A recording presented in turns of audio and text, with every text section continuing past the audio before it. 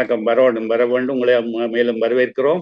நீங்கள் உங்களுடைய கருத்தை கூறி எங்களை ஆற்றுப்படுத்துங்கள், வழிநடத்துங்கள் என்று அன்பாக வேண்டிக் கொள்கிறோம். நல்லது ஐயா. அனைவருக்கும் வணக்கம். இன்றைய தலைப்பு திருவாசகத்தில் கருவியல். இப்போ தலைப்புக்குள் செல்வோம். ஸோ திருவாசகத்தில் கருவியல். திருவாசகத்தில் 4வது பதிகம் பார்த்தோம்னா போற்றி திரு அகவல் அப்படின்னு சொல்லிட்டு இருக்கு. இந்த போற்றி திரு அகவலில் 225 அடிகள் மொத்தம் இருப்பதாக ஒரு குறிப்பு இருக்குது. ஏன்னா நான் நேரடியாக எண்ணலை, இருக்கும் குறிப்பை சொல்கிறேன்.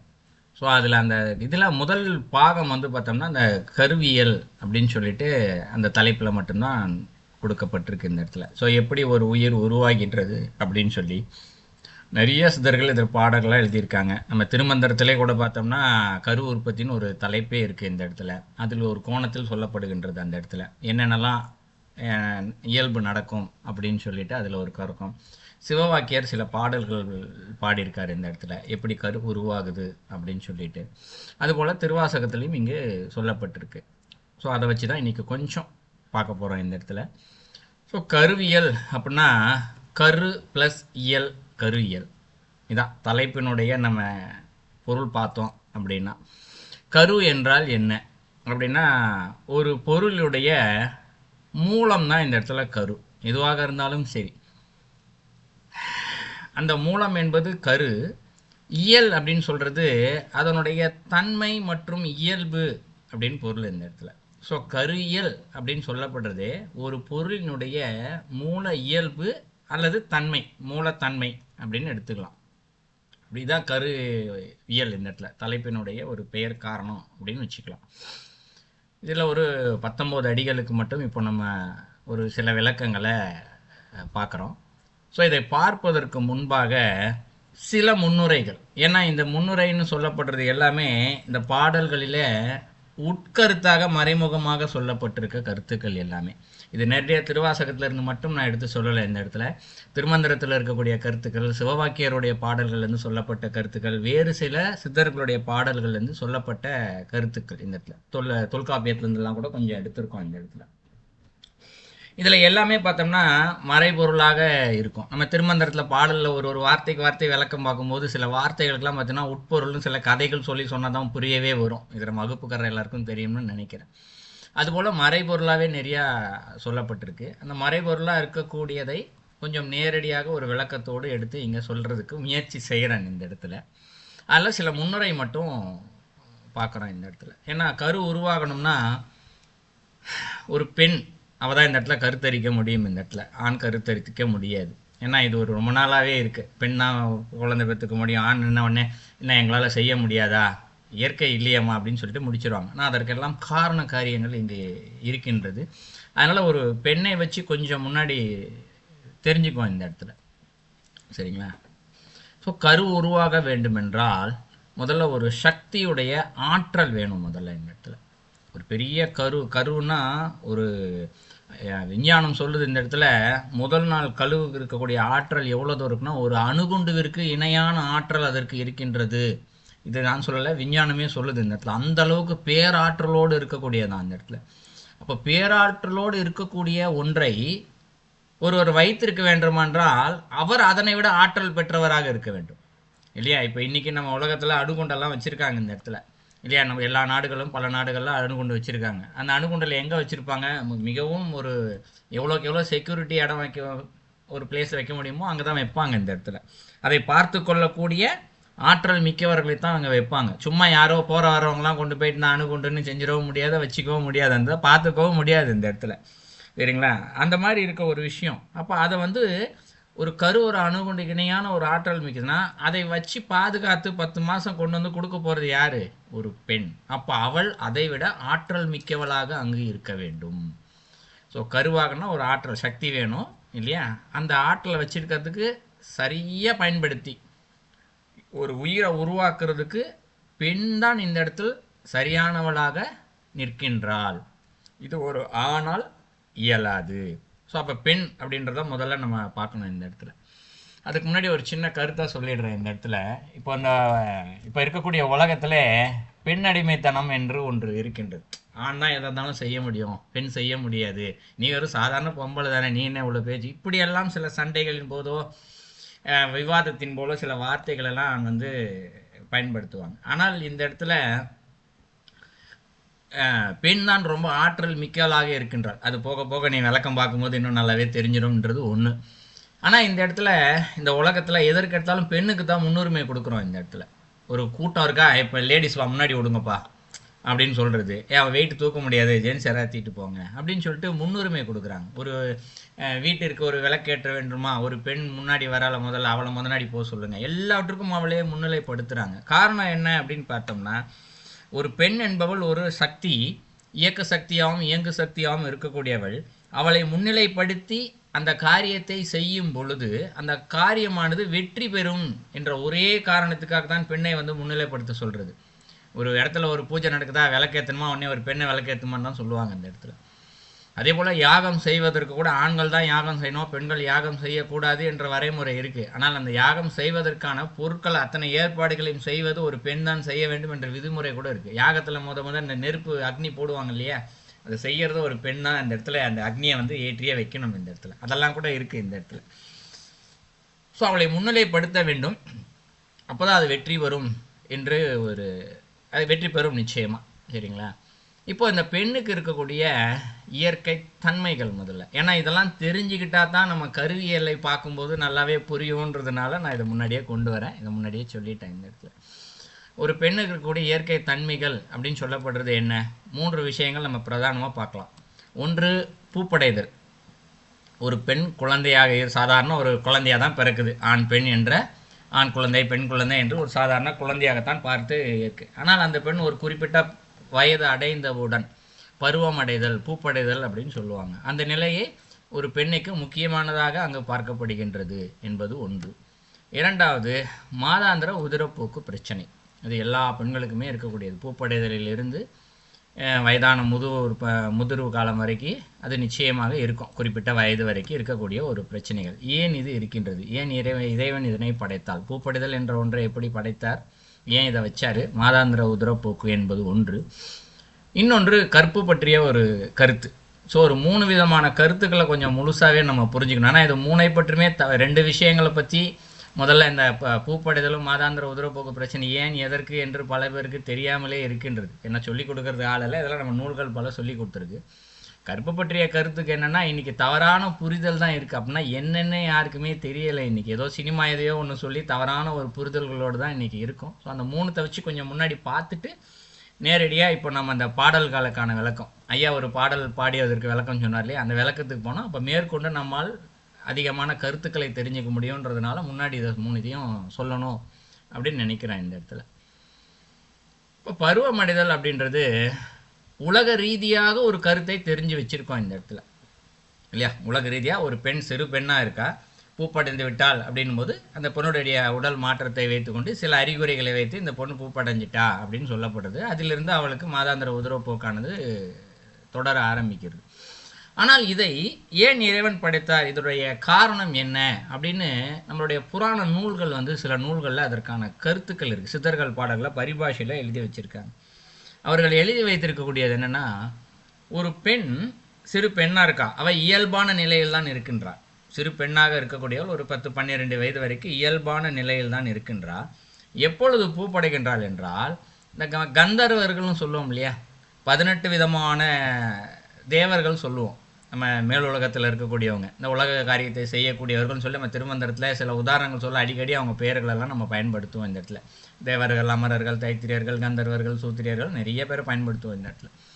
இந்த கந்தர்வர்கள் என்று சொல்லப்படுறாங்க இல்லையா, அவங்க என்ன பண்ணுறாங்க, சரியான நேரம் பார்த்து அந்த பெண்ணுக்கு என்ன பண்ணுறாங்க, ஒரு ஆற்றலை அவர்கள் விதைக்கின்றார்கள். ஒரு பெரிய ஆற்றல் இருக்குது, அந்த ஆற்றல் என்ன பண்ணுறாங்க, விதை போல் அவளுக்குள்ளே விதைக்கிறாங்க இந்த இடத்துல. என்னைக்கு விதைக்கின்றார்களோ அன்றுதான் அந்த பெண்ணானவள் பூப்படைகின்றாள்.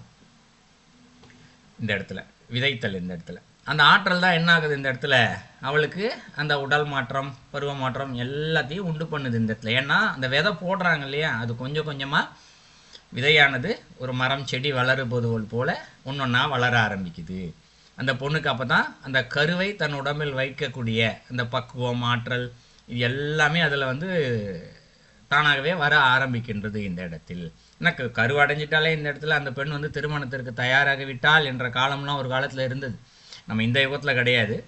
போன யுகத்தில் பார்த்தோம் அப்படின்னா, இன்றைக்கி ராமாயண காலத்துலாம் பார்த்தோம்னா சீதைக்கு 12 வயதில் தான் திருமணம், ராமருக்கு பார்த்தோன்னா 16 வயதில் திருமணம் இந்த இடத்துல, இல்லையா? ஸோ அப்போவே அவங்க தகுதி அடைஞ்சிடுறாங்க அப்படின்றது அது அந்த இதில் இருக்குது. பட் இன்றைக்கி அது இல்லை, உலக ரீதியாக அது வேறொரு கோணம், அதை விட்டுருவோம். ஸோ இப்போ இந்த பருவமடைதல்னால் என்ன நடக்குது? கந்தர்வர்கள் இதை கொண்டு வந்து விதைக்கின்றார்கள். இந்த விதைச்சி அந்த ஆற்றல் வெளிப்படுது இல்லையா? இந்த ஆற்றல் பார்த்தோம்னா ஒரு 27 நாள், அதிகபட்சம் 30 நாள்.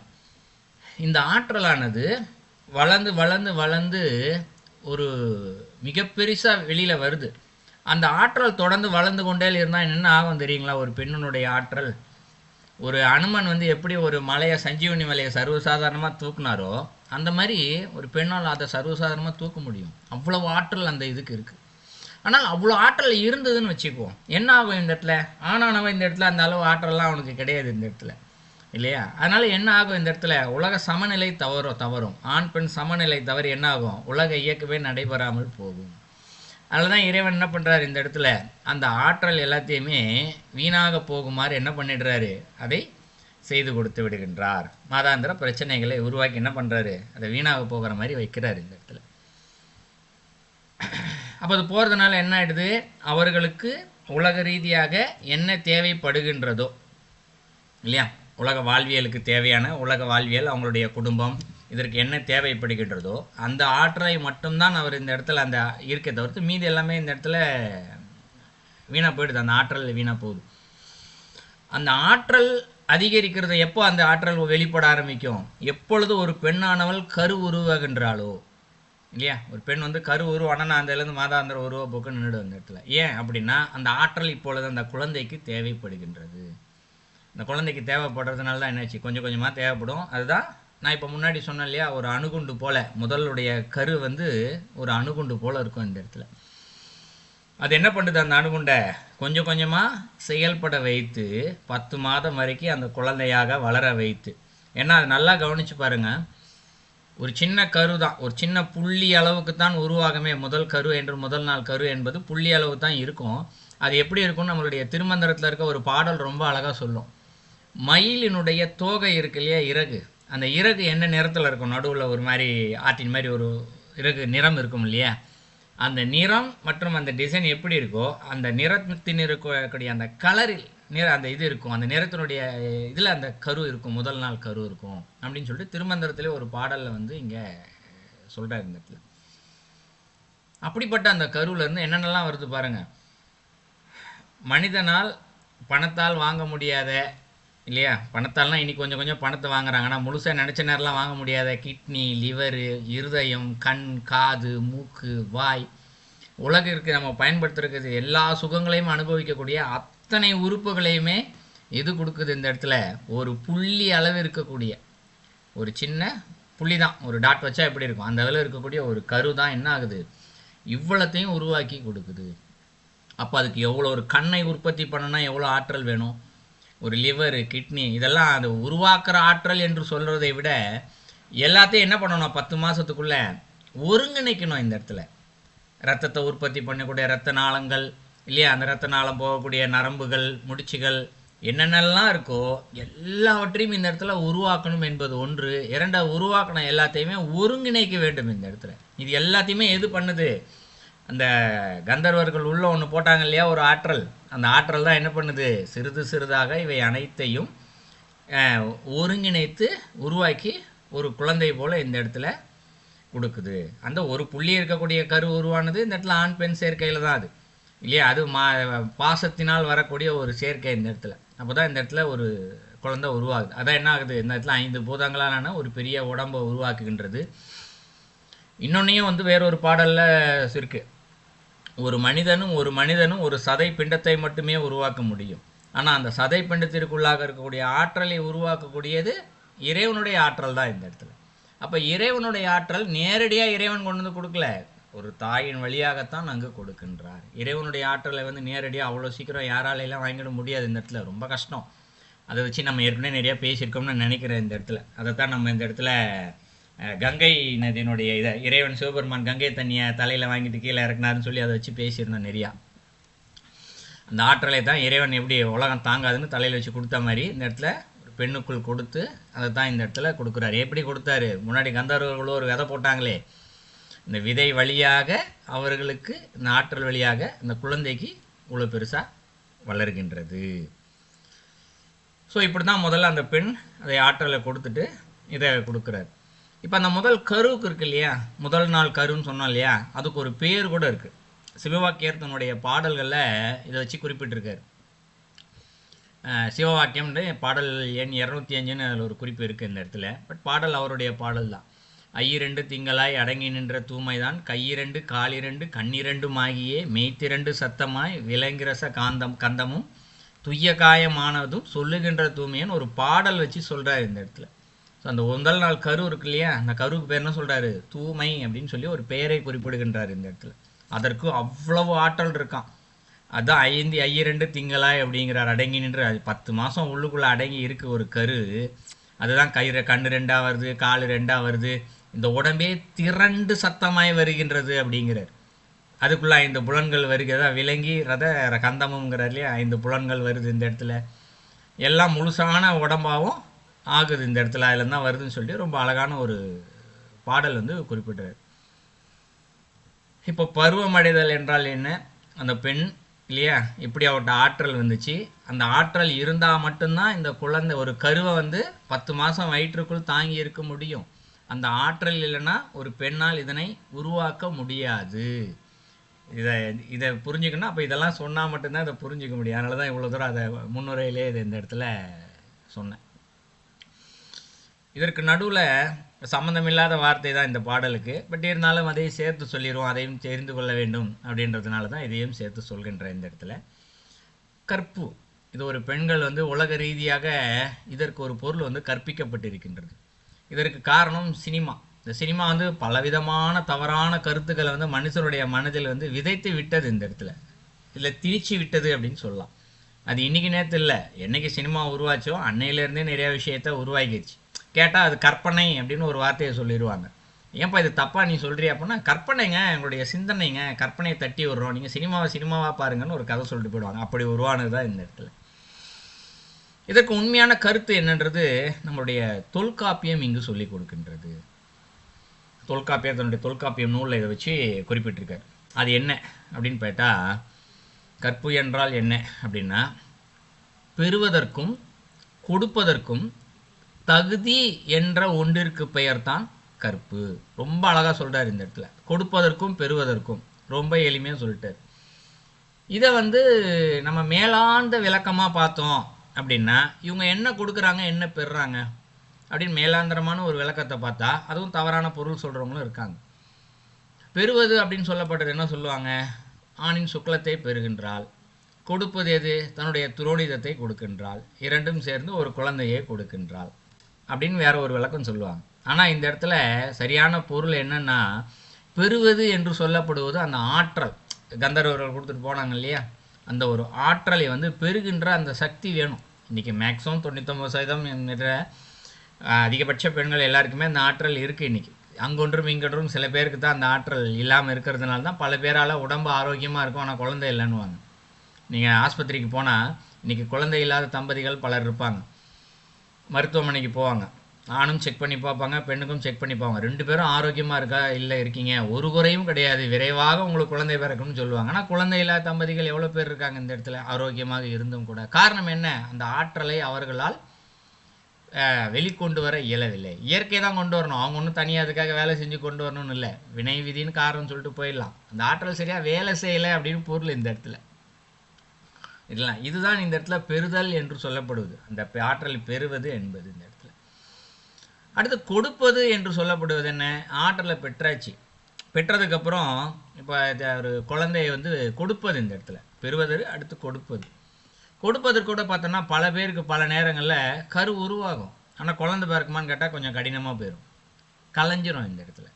அவர்களால் உருவாக்க முடியாது. காரணமே இல்லாமல் இன்னைக்கு பல இடங்களில் வந்து கருக்கலைப்பு நடக்குதுல்ல.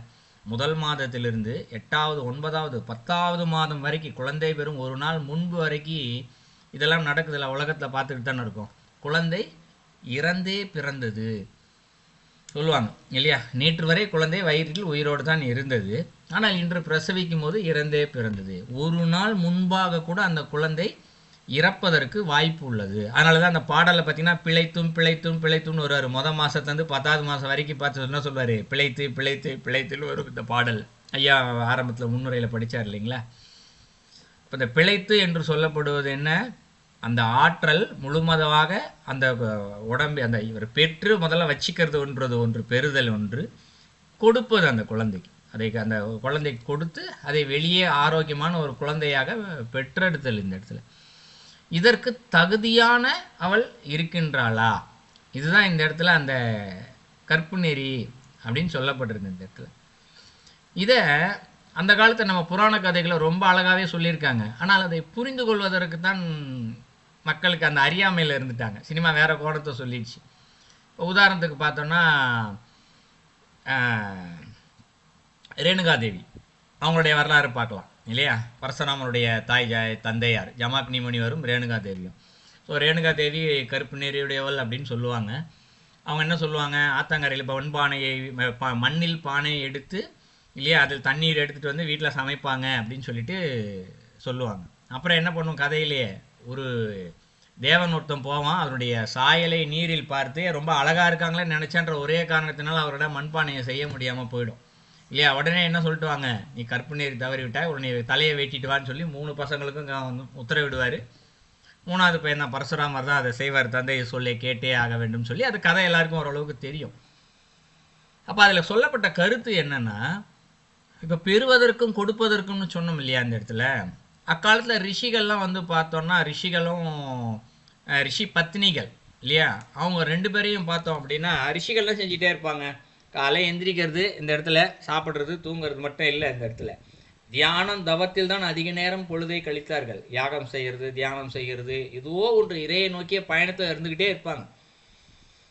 பெண்ணானவள் என்ன செய்கிறான் இந்த இடத்துல, ஒரு செயலும் செய்ய மாட்டான். கணவனுக்கு தேவையான பணிவிடைகளை மட்டும்தான் செஞ்சுக்கிட்டு இருப்பான் இந்த இடத்துல இல்லையா. வேற ஏதாவது செய்வாளா, கணவனே கண் கண்ட தெய்வம்னு சொல்லிட்டு அவர் தான் என்னுடைய முதல் தெய்வம், அவருக்கு என்ன தேவையோ அதை செய்து கொண்டே இருப்பார். அப்புறம் தான் நீங்கள் சாமி கும்பிடுறது, இது எல்லாமே அப்படி தானே அவங்க இருந்தாங்க இந்த இடத்துல. அப்போ இந்த குழந்தை ஒன்று பெற வேண்டும் அப்படின்னு சிந்திக்கும் போது இந்த இடத்துல இல்லையா, உலக நன்மைக்காக ஒரு குழந்தை தேவைப்படுகின்றது என்று ஒரு ரிஷி சிந்திக்கும் போது என்ன பண்ணுறாரு இந்த இடத்துல, ஒரு ரிஷி தன்னுடைய பத்னியை பார்ப்பார், பத்னி ரிஷியை பார்ப்பாங்க. இந்த இடத்துல 2 பேரும் ஒருத்தரை பார்த்துக்குவாங்க. அவருடைய ஆக்ஞா இந்த இடத்துல நீலச்சக்கரம் ஜோதின்னு சொல்லுவோம் இல்லையா, ஆக்ஞா சக்கரம் சொல்லியா, சிவபெருமானினுடைய நெற்றிக்கண்ணிலிருந்து பிறந்தவர் முருகர் சொல்லுவோம் இல்லையா. நெருப்பு கங்க வந்துச்சு, 6ஆ பிரிஞ்சுது, கார்த்திகை பெண்கள் வளர்த்தாங்க, முருகர் வந்தாருலாம் கதை சொல்லியா. அப்போ சிவபெருமான் எங்கே இந்த குழந்தை எடுத்தார், நெற்றி போட்டிலிருந்து தான் வர வச்சார் இந்த இடத்துல ஆற்றலை. அதுபோல் அந்த ரிஷிகளும் ரிஷி பத்தினிகள் என்ன பண்ணுவாங்க, பார்ப்பாங்க. பார்ப்பதில் இருந்தேயே அந்த நெற்றி வழியாகவே தங்களுடைய ஒரு கருவை வந்து அந்த பெண்ணுக்குள்ளே வந்து உருவாக்க முடியும் இந்த இடத்துல. அந்த அளவிற்கு ஆற்றல் வந்து அந்த தவத்திலையும் தியானத்திலையும் அவர்கள் வைத்திருந்தார்கள். எப்படி நம்ம இதில் நிறையா பார்த்துருப்போம் இல்லையா, குண்டலினி சக்தியை வந்து சகசரதல வழிக்கு கொண்டு போயிருப்பாங்கல்ல ரிஷிகள் எல்லாருமே. அவங்க என்ன பண்ணுறாங்க, தங்களுடைய ஆற்றலில் சிறு பகுதியை நெற்றியை 6வது சக்கரம் வழியாக வெளியிட்டு கொடுக்குறாங்க இந்த இடத்துல. அப்போது நல்லா ஒரு விஷயம் கவனிக்கணும், இந்த ரிஷி தான் என்ன பண்ணுறாரு, தியானம் ஜபம் எல்லா விஷயங்களையும் செய்து ஒரு பெரிய ஆற்றலோடு இருக்கின்றாள். ஆனால் ரிஷி பற்றி எந்த தியானமும் செய்யலை, தவமும் செய்யலை, ஒன்றும் செய்யலை. ஆனால் ரிஷிக்கு இணையான ஒரு ஆற்றலோடு அவள் அங்கு இருக்கின்றாள். நல்லா கவனிச்சுக்கோங்க இல்லையா, ரிஷிக்கு இணையான ஒரு ஆற்றலோடு அங்கே இருக்கான்.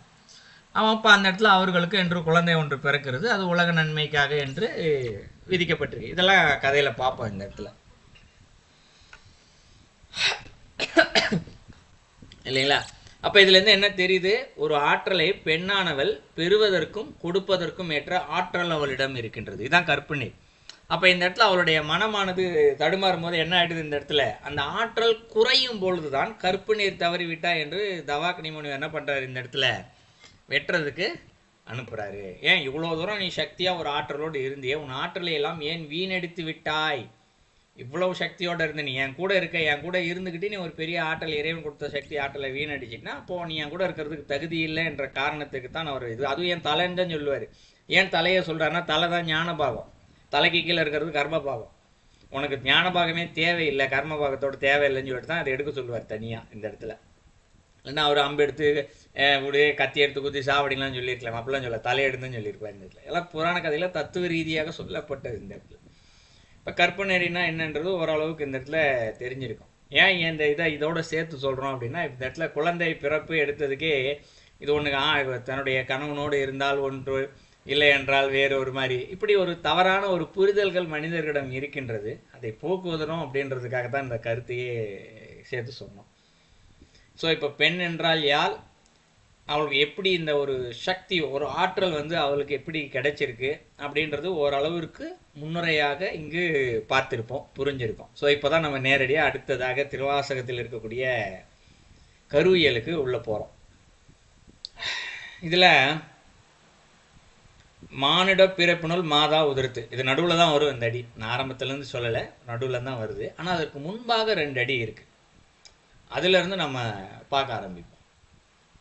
ஏன்னா ஐயா படிக்கும்போது மானுட பிறப்பினுள் மாதா உதரத்துன்னு தான் அனுப்பிச்சிருந்தாரு. பட் எனக்கு பாடல் அனுப்பிச்சிடும் அப்படி தான் அனுப்பிச்சாரு. பட் முன்னாடியிலேருந்து பார்த்தா இன்னும் நன்றாகவே அதனுடைய பொருளை புரிஞ்சிக்கலாம். யானை முதலாய் எறும்பு ஈராய, இது முதல் அடி.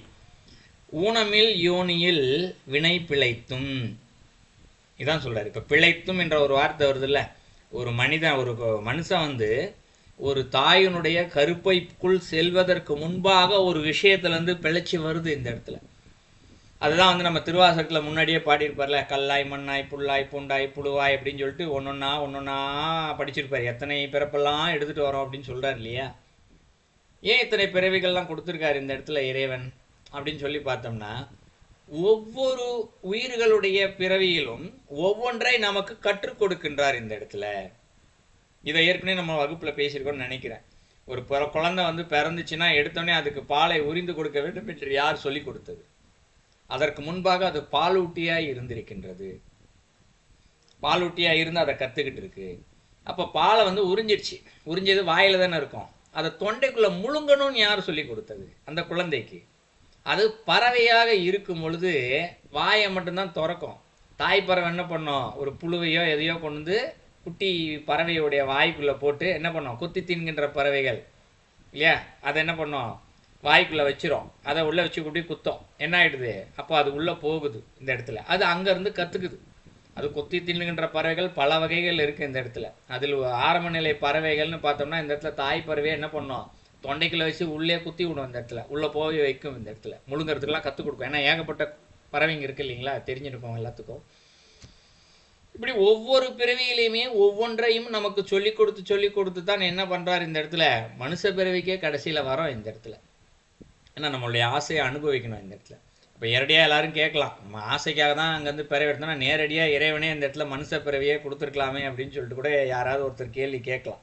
ஆனால் இறைவன் என்ன பண்ணுறாரு? ரொம்ப கருணையானவர். நீ என்ன ஆசைப்பட்டியோ அந்த ஆசைப்பட்டதை நீயாக அடை. எவ்வளவு கடினம் என்பது தெரிந்து மனிதன் அதை அடைந்தால்தான் மீண்டும் ஆசைப்பட மாட்டான். அப்போ தான் இறைவன்கிட்ட போனால் திருப்பி ஆசை வராது. ஒரு வாட்டி ஆசைப்பட்டு வந்தாச்சு, வந்தவனே நான் மனுஷ புடவை கொடுத்துட்டாருனே வச்சுக்குவோம். இப்போ இறைவன் நம்ம கொடுத்த சினிமா சாப்பிடணும்னு ஆசைப்பட்டோம், நல்லா சாப்பிட்டாச்சு, ஆசை தீர்ந்து போச்சு, இறைவன் நான் வந்துடுறேன் உங்ககிட்டன்னு சொல்லிட்டு போயிட்டோன்னு வச்சுக்கோங்க. போனவனே அங்கே இறைவன்கிட்ட போனவனே இன்னும் கொஞ்சம் சாப்பிட்டுருக்கலாமோன்னு யோசிச்சு அதனால் ஏதாவது பலன் இருக்கா? நிச்சயமாக பலன் இல்லை. அதனால் இறைவன் என்ன பண்ணுறாரு இந்த இடத்துல? ஒரு முறை அங்கிருந்து வந்தால் மீண்டும் இறைவனோடு சென்று கலந்துட்டோம்னா, எப்பா சாமி இந்த பிறவியே வேணாம்ப்பா எனக்கு அப்படின்ற ஒரு நிலைக்கு கொண்டு வர்ற வரைக்கும் என்ன பண்ணுறாரு? விட்டுடுறாரு இந்த இடத்துல. அந்த அளவுக்கு கருணை மிக்கவர் அவர் இந்த இடத்துல. ஏன்னா திருப்பி ஒரு மனுஷன் அலைஞ்சிக்கிட்டே இருந்தான்னு வச்சுங்க, அவனுக்கு தானே கஷ்டம் இந்த இடத்துல. அதனால் என்ன பண்ணுறாரு? அவனையே கற்றுக்க வைக்கிறாரு முழுசாக. அவனே எப்படி அவன் என்னென்னலாம் அவனுடைய உடம்பு செய்கின்றதோ அத்தனையும் கற்றுக்கொள்ள வைக்கின்றார் இந்த இடத்துல. பேசுறது எப்படி, மூச்சு விடுறது எப்படி, கண்ணு பார்க்கறது எப்படி, காதில் கேட்கறது எப்படி, சாப்பிட்றது உரியது எல்லாத்தையும் சொல்லி கொடுக்குறாரு. அப்போ இதில் முதலடி என்ன சொல்கிறாரு? யானை முதலாய் எறும்பு ஈராய அப்படிங்கிறார் இல்லையா. யானை எதை குறிப்பிடுகின்றது இந்த இடத்துல அப்படின்னா, நம்ம யானை வச்சு முன்னாடியே பார்த்துருக்கோம். யானை ஒரு அறிவினுடைய உச்சம் இந்த இடத்துல. இன்னொன்று இருக்கின்றது யானையோட இதில். இப்போது நம்ம மூச்சு காற்று விடுறோம், சூரியக்கலை சந்திரக்கலையில் மூச்சு காற்று விட்டுட்டு இருக்கோம். நம்ம என்ன பண்ணுறோம், பயிற்சி செய்து அது மட்டுமே சுழுமுனை நாடி வழியாக மூச்சு காற்றை நம்மால் விட முடியும் இல்லையா, எல்லாருக்கும் தெரியும். ஆனால் பயிற்சி அவ்வளோ சிறிய பயிற்சியாக ரொம்ப பெரிய பயிற்சி, கடினமான பயிற்சி இல்லையா. அதை செஞ்சதான் சுழுமுனை நாடி வழியாக மூச்சு காற்று போக ஆரம்பிச்சிருச்சுன்னா என்ன ஆகும், 2 நாசிகள் வழியாகவே காற்று போகும். இது எல்லாருக்கும் ஓரளவுக்கு தெரிஞ்சிருக்கும், நம்ம நிறைய வகுப்பில் பேசியிருக்கோம். ஆனால் யானைக்கு இயற்கையாகவே 2 நாசிகள் வழியாக காற்று போகும். அது சுழுமுனை நாடி வழியாக தான் இயங்கும் அந்த இடத்துல. அது அறிவின் உச்சத்தில் இருக்கக்கூடியது யானை. யானைக்கெல்லாம் அபாரமான ஞான சக்தி இருக்கும். இந்த இடத்துல இருக்கிற உயிரினங்களே யானைக்கு வந்து ஞாபக சக்தி ஜாஸ்தி, வாசனை தன்மை ஜாஸ்தி. அப்போ ஒரு மனுஷனுக்கு இன்னைக்கு நம்ம வாசனையை நுகர்றோம் அப்படின்னா, இந்த நுகருன்ற விஷயத்தை எப்போ கற்றுக்கிட்டு இருக்கோம், இந்த பிறவியில் கற்றுக்கல. நமக்கு யாரும் வந்து வாசனை என்றால் என்ன, அது எப்படி நுகர்தல் என்பது என்ன என்பது சின்ன வயசுலேருந்து யாரும் நமக்கு சொல்லிக் கொடுக்கல. இயற்கையாகவே நமக்குள்ளே இருந்துச்சு. எங்கேருந்து வந்துச்சு, எப்பயோ ஒரு யானை பிறவி எடுத்திருப்போம், அதுலேருந்து வந்தது தான் இந்த இடத்துல இல்லையா. இன்றைக்கி நம்ம பயிற்சி செஞ்சு சுழுமுனை நாடு வழியாக மூச்சு காற்று போகிறதுக்கு ஏற்கனவே பயிற்சிலாம் செஞ்சாச்சு. இந்த இடத்துல எப்படி இருக்குன்றதெல்லாம் யானை பிறவியில் இந்த இடத்துல அதை தாண்டி தான் இந்த இடத்துல வந்திருக்கோம். அடுத்தது எறும்பு. எறும்பு ஈராய அப்படிங்கிறாரு. இந்த எறும்பு ஈராய அதை பிரித்து படிக்கணும் இந்த இடத்துல. எறும்பு எதை குறிக்கின்றது இந்த இடத்துல, சுறுசுறுப்புக்கு குறிக்குது. எப்பயாவது எறும்பு நான் வேலை செஞ்சுட்டே இருக்கேன், ஒரு நாள் ரெஸ்ட் எடுத்துக்கிறேன்பான்னு சொல்லிட்டு ஓரமாக போய் உட்காந்து ரெஸ்ட் எடுத்து வேலை பார்க்குதா, இல்லை. அது என்னைக்கு பிறந்துச்சோ அதுலேருந்து அதனுடைய ஆயுட்காலம் முடிகிற வரைக்கும் என்ன பண்ணுது இந்த இடத்துல, வேலை பண்ணிக்கிட்டே தான் இருக்குது இந்த இடத்துல. ஏன் இறைவன் அதை கொடுக்குறாரு, அந்த பிறவியை கொடுத்து அந்த சுறுசுறுப்பை கற்றுக் கொடுக்குறாருன்னா, இந்த ஒரு பிறவியில் ஒரு மனுஷனுக்கு ஒரு 100 வயசு வாழ்கிறான்னு வச்சுக்குவோம். போர் அடிச்சிடக்கூடாதுல்ல. அவன் என்ன செய்ய, வேலையை தொடர்ந்து செய்கிறான், ஒரே வேலை தான் வாழ்நாள் ஃபுல்லாக செய்கிறான், மூச்சு விட்டுக்கிட்டே இருக்கான், வாழ்நாள் ஃபுல்லாக பார்த்துக்கிட்டே தான் இருக்கான், பார்த்ததையே தான் திருப்பி திருப்பி பார்த்துக்கிட்டு இருக்கான், பார்க்காத ஒரு பொருள் எதையும் அவன் பார்க்கல, சாப்பிட்றான், தூங்குறான் இல்லையா, தன்னுடைய கழிவுகளை வெளியேற்றுறான், இப்படி ஏதோ ஒரு செயலை தொடர்ந்து செய்து கொண்டே தான் இருக்கான் இந்த இடத்துல. ஆனால் அவனுக்கு போர் அடிக்கவே இல்லை பாருங்க. பசிக்குதுப்பா, சாப்பாடு கொண்டாப்பா, சாப்பிட்றதுக்கு எனக்கு போர் அடிக்குது, நீலேருந்து சாப்பிட மாட்டேன்னு யாராவது சொல்லியிருக்காங்களா? மூச்சு விட்றதுக்கு எனக்கு இவ்வளோ போர் அடிச்சிச்சு, நான் மூச்சு விட மாட்டேன்னு யாராவது சொல்லியிருக்காங்களா? இல்லையே. தொடர்ந்து ஒரு செயலை செய்து கொண்டே தான் இருக்கின்றார்கள் இந்த இடத்துல. அது எங்கேருந்து அந்த பக்குவத்தை வந்து எப்போ கொடுத்தாரு, எறும்பு பிறவிலே கொடுத்துட்டாரு இந்த இடத்துல. அந்த தன்மை, மனத்தன்மையை அப்பயே கொடுத்துட்டாரு இந்த இடத்துல. அதான் எறும்பு. இந்த ஈருங்கிறார்ல, ஈருன்னா எல்லை அப்படின்னு பொருள் இந்த இடத்துல இல்லையா. ஸோ என்ன ஆயிடுது, இந்த சீவன் என்று சொல்லப்படுகின்றது அப்பவே வந்து அதான் என்ன சொல்றாரு, ஊனமில் யோனியுள் வினை பிழைத்தும் அப்படிங்கிறாரு. ஊனமில் யோனியுள் அப்படிங்கிறாரு. யோனின்னா பிறப்பிடம் அப்படின்னு பொருள் இந்த இடத்துல. அதுல வினை பிழைத்தும் அப்படிங்கிறாரு. ஒரு வினை ஒன்று இருக்கு, யானைக்குன்னு ஒரு வினை இருக்கு இல்லையா, எறும்புக்குன்னு ஒரு வினை இருக்கு. என்ன வினை இருக்கு, முழுசா அதை கத்துக்கணும். அறிவு என்பதை முழுதாக அது கற்றுக்கொள்ள வேண்டும் அந்த இடத்துல. வாசனை அறிவு, செயல்படுகின்ற அறிவு. இப்போ நான் 36 தத்துவம் 96 தத்துவத்தில் உடம்பு இயங்கிக்கிட்டு இருக்குன்னு சொல்லுவோம். அறிவு என்பது ஒரு தத்துவத்தில் இயங்கிக்கிட்டு இருக்கு. அதை முழுசாக கற்றுக்கிட்டா தானே இப்போ இயங்க முடியும், இறைவன்கிட்ட போக முடியும். ஏன்னா இறைவன் அடைவதற்கு மனித பிறவியே சிறந்தது இந்த இடத்துல. வேறு எந்த உயிரினங்களுக்கும் அந்த ஆப்ஷனே கொடுக்கல இந்த இடத்துல. மனுஷ பிறவிக்கு மட்டும் தான் கொடுத்துருக்காரு இந்த இடத்துல இல்லையா. அப்போ அதில் ஊனமில் அப்படிங்கிறாரு. அப்படின்னா என்ன, இந்த இடத்துல ஊனமான சீவனாக அப்போ இருக்கு. சீவன்னா என்ன, அந்த ஆத்மா. அது முழுசாக கற்றுக்கலை அப்படின்னா, அந்த அறிவையோ அந்த வாசனையை நுகர்வதையோ ஒரு சுறுசுறுப்பையோ முழுதாக அது கற்றுக்கொள்ளவில்லை என்றால் அது ஊனமான சீவன் அந்த இடத்துல. ஆனால் இந்த இடத்துல பாடல் சொல்கிறார், ஊனமில் அப்படிங்கிறார், ஊனம் இல்லாத அப்படிங்கிறார். அப்போ என்ன ஆயிடுச்சு, முழுசாக அது கற்றுக்குது இந்த இடத்துல. அது வரைக்கும் ஏதோ ஒரு பிறவியில் வினை என்று சொல்லுகின்ற அந்த சுழற்சியிலேயே சுழன்று கொண்டே இருக்கின்றது முழுசாக கற்றுக்கிற வரைக்கும். இப்போ எப்போ கற்றுக்கிட்டு முடிச்சுக்குதோ அப்போ என்ன ஆயிடுச்சு, வேணா முடிஞ்சிடுச்சு. ஈராய ஈர் எல்லைக்கு வந்துடுச்சு இந்த இடத்துல. பிழைத்தும் அப்போ அதை தாண்டி பிழைச்சி வந்துடுச்சு. இப்போ இந்த இடத்துல மனிதனால் பிறப்பு எடுப்பதற்கு முன்பாக என்னென்னலாம் கற்றுக்கணுமோ எல்லா ஜீவராசிக்கிட்டும் ஒரு பிறவி எடுத்து, மாணிக்க வாசகர் சொன்னது கல்லாய் புல்லாய் புண்டாயின்னு சொல்கிறார் இல்லையா, எல்லா பிறவி எடுத்துக்கிட்டு கற்றுக்கிட்டு தான் என்ன பண்ணுறோம் இந்த இடத்துல, மனுஷ பிறவிக்கு வருகின்றது. இதை தான் அடுத்தடியில் சொல்கிறாரு, மானுட பிறப்பினுள் மாதா உதிரத்து அப்படிங்கிறார். மானுடன் அப்படின்னு ஒரு வார்த்தையை சொல்கிறார் இந்த இடத்துல. மானுடன் என்றால் யார், மனிதன் ஒரே லைனில் முடிச்சுட்டு போயிடுவோம் இல்லையா. ஆனால் மானுடன் என்பதற்கு ஒரு பெயர் காரணமும் இருக்குது. என்ன அப்படின்னா, மும்மலங்கள் சூழப்பெற்ற ஒரு சீவன் அப்படின்னு பொருள், மனிதன் பொருள் இந்த இடத்துல. மும்மலங்கள் சூழப்பெற்றது, அதான் இந்த இடத்துல மானுடன். அப்போ மானுட பிறப்பின் உள் அப்படிங்கிறார் இது தாயுடைய பிறப்பு ஒன்று இருக்கு இல்லையா, மும்மலங்கடங்கிய ஒரு பிறப்பு ஒன்று இருக்குது. அதுக்குள்ளே தான் அம்மான்னு ஒருத்தி இருக்கா, அதான் மாதா அப்படின்னு சொல்கிறோம். மாதானா என்ன இந்த இடத்துல, அம்மான்னு ஒரு பேர் இருக்குது, ஆனால் இந்த இடத்துல மாதான்ற வார்த்தையை பயன்படுத்தியிருக்காரு. எல்லா தமிழ் சொற்களுக்குமே பெயர் காரணம் இருக்கும்னு நம்ம அடிக்கடி சொல்லிக்கிட்டே வரோம். மாதான்னா மா, பிரித்து படிப்போமே, மானா என்ன, ரொம்ப பெருசு அப்படின்னு பொருள். தா அப்படின்னா என்ன இந்த இடத்துல, கொடுக்கறது. இந்த இடத்துல மேட்டே சொல்ல இதை கொஞ்சம் தா அப்படின்னு சொல்லி கேட்போம் இல்லையா, கொடுக்கது இந்த இடத்துல இல்லையா. அப்போ என்ன பண்ணுறா இந்த இடத்துல, மாதா என்பவள் யார், ஒன்றை கொடுக்கின்றாள். இந்த இடத்துல எதை கொடுக்கின்றாள் இந்த இடத்துல, ஒரு உயிர் தன்னுடைய ஆசைகளை அனுபவித்து தீர்ப்பதற்காக ஒரு உடம்பை என்ன பண்ணுறா, தன்னுடைய ஆற்றல், யார் கந்தர்கள் கொடுத்த ஒரு பெரிய ஆற்றல் இருக்கு இல்லையா, அந்த ஆற்றலை வைத்து என்ன பண்ணுறா இந்த இடத்துல, ஒரு குழந்தையை உருவாக்கி ஒரு உயிர் வந்து தன்னுடைய ஆசைகளை பற்றுகளை தீர்த்து கொள்வதற்காக ஒரு உடம்பை உருவாக்கி கொடுக்கின்றாள். அதான் மானுட பிறப்பினுள் மாதா உதரத்து. உதரம்னா இந்த இடத்துல வயிறுன்னு பொருள். இந்த இடத்துல கர்ப்பப்பைன்னு சொல்லுவோம் இல்லையா, அதான் உதரம் இந்த இடத்துல. அது என்ன பண்ணுறாள் இந்த இடத்துல, தாயானவள் இந்த இடத்துல கொடுக்கின்றாள் இந்த இடத்துல. இது அதில் முதல்ல இந்த இடத்துல அடுத்தடி மூணாடி போயிடுச்சு இந்த இடத்துல. அடுத்து என்ன சொல்கிறார் இந்த இடத்துல, ஈனமில் கருமி செருவினில் பிழைத்தும் அப்படிங்கிறாரு. ஈனமில் அப்படிங்கிறாரு, ஈனம்னா குற்றம் அப்படின்னு பொருள். இப்போ எந்த விதமான குற்றமும் இல்லாத, குறையும் இல்லாத கிருமி செருவு அப்படிங்கிறாரு. கிருமின்னா என்ன இந்த இடத்துல, ஒரு நுண்ணுயிர். இந்த இடத்துல என்ன நுண்ணுயிர் இந்த இடத்துல, இப்போ ஒரு சுக்லம் ஒன்று இருக்குது, துரோணிதம் ஒன்று இருக்குது. இதில் ஆயிரக்கணக்கான அந்த உயிரணுக்கள் வந்து போகுது இந்த இடத்துல இல்லையா. நம்ம அறிவியலே சொல்லுது, லட்சக்கணக்கான உயிர்களுக்கள் பயணிக்கின்றது. ஆனால் அதில் ஒரே ஒரு அணு மட்டும்தான், உயிரணு மட்டும்தான் இந்த இடத்துல ஒரு கருவாக உருவாகின்றது. இதை நம்ம அறிவியல்லே பார்க்குறோம் இந்த இடத்துல, அறிவியல்லே நம்ம சொல்லுவோம் இல்லையா. அப்போ மீதி இருக்கக்கூடிய அணுக்கள்லாம் என்ன ஆகுது, இப்போ உதாரணத்துக்கு லட்சக்கணக்கானன்னு ஒரு லைனில் அறிவியல் சொல்லிடுச்சு. இப்போ புரிஞ்சுக்கிறதுக்காக 1,00,000 வச்சுக்குவோம். இந்த 1,00,000ல் ஒரே ஒரு அணு மட்டும்தான் கருவாக உருவாகுது. அப்போ மீதி இருக்கக்கூடிய 99,999 அணுவுமே குற்றமுள்ள ஒரு அணுவாக இருப்பதனால தான் அதனால் இந்த இடத்துல கருவாக முடிவதில்லை இல்லையா. அப்போ இந்த இடத்துல ஈனமில் கிருமி அப்படிங்கிறாரு இந்த இடத்துல இல்லையா. அதில் செருவினில் அப்படிங்கிறாரு. செருவு அப்படின்னா ஊடுருவுதல் அப்படின்னு பொருள் இல்லையா.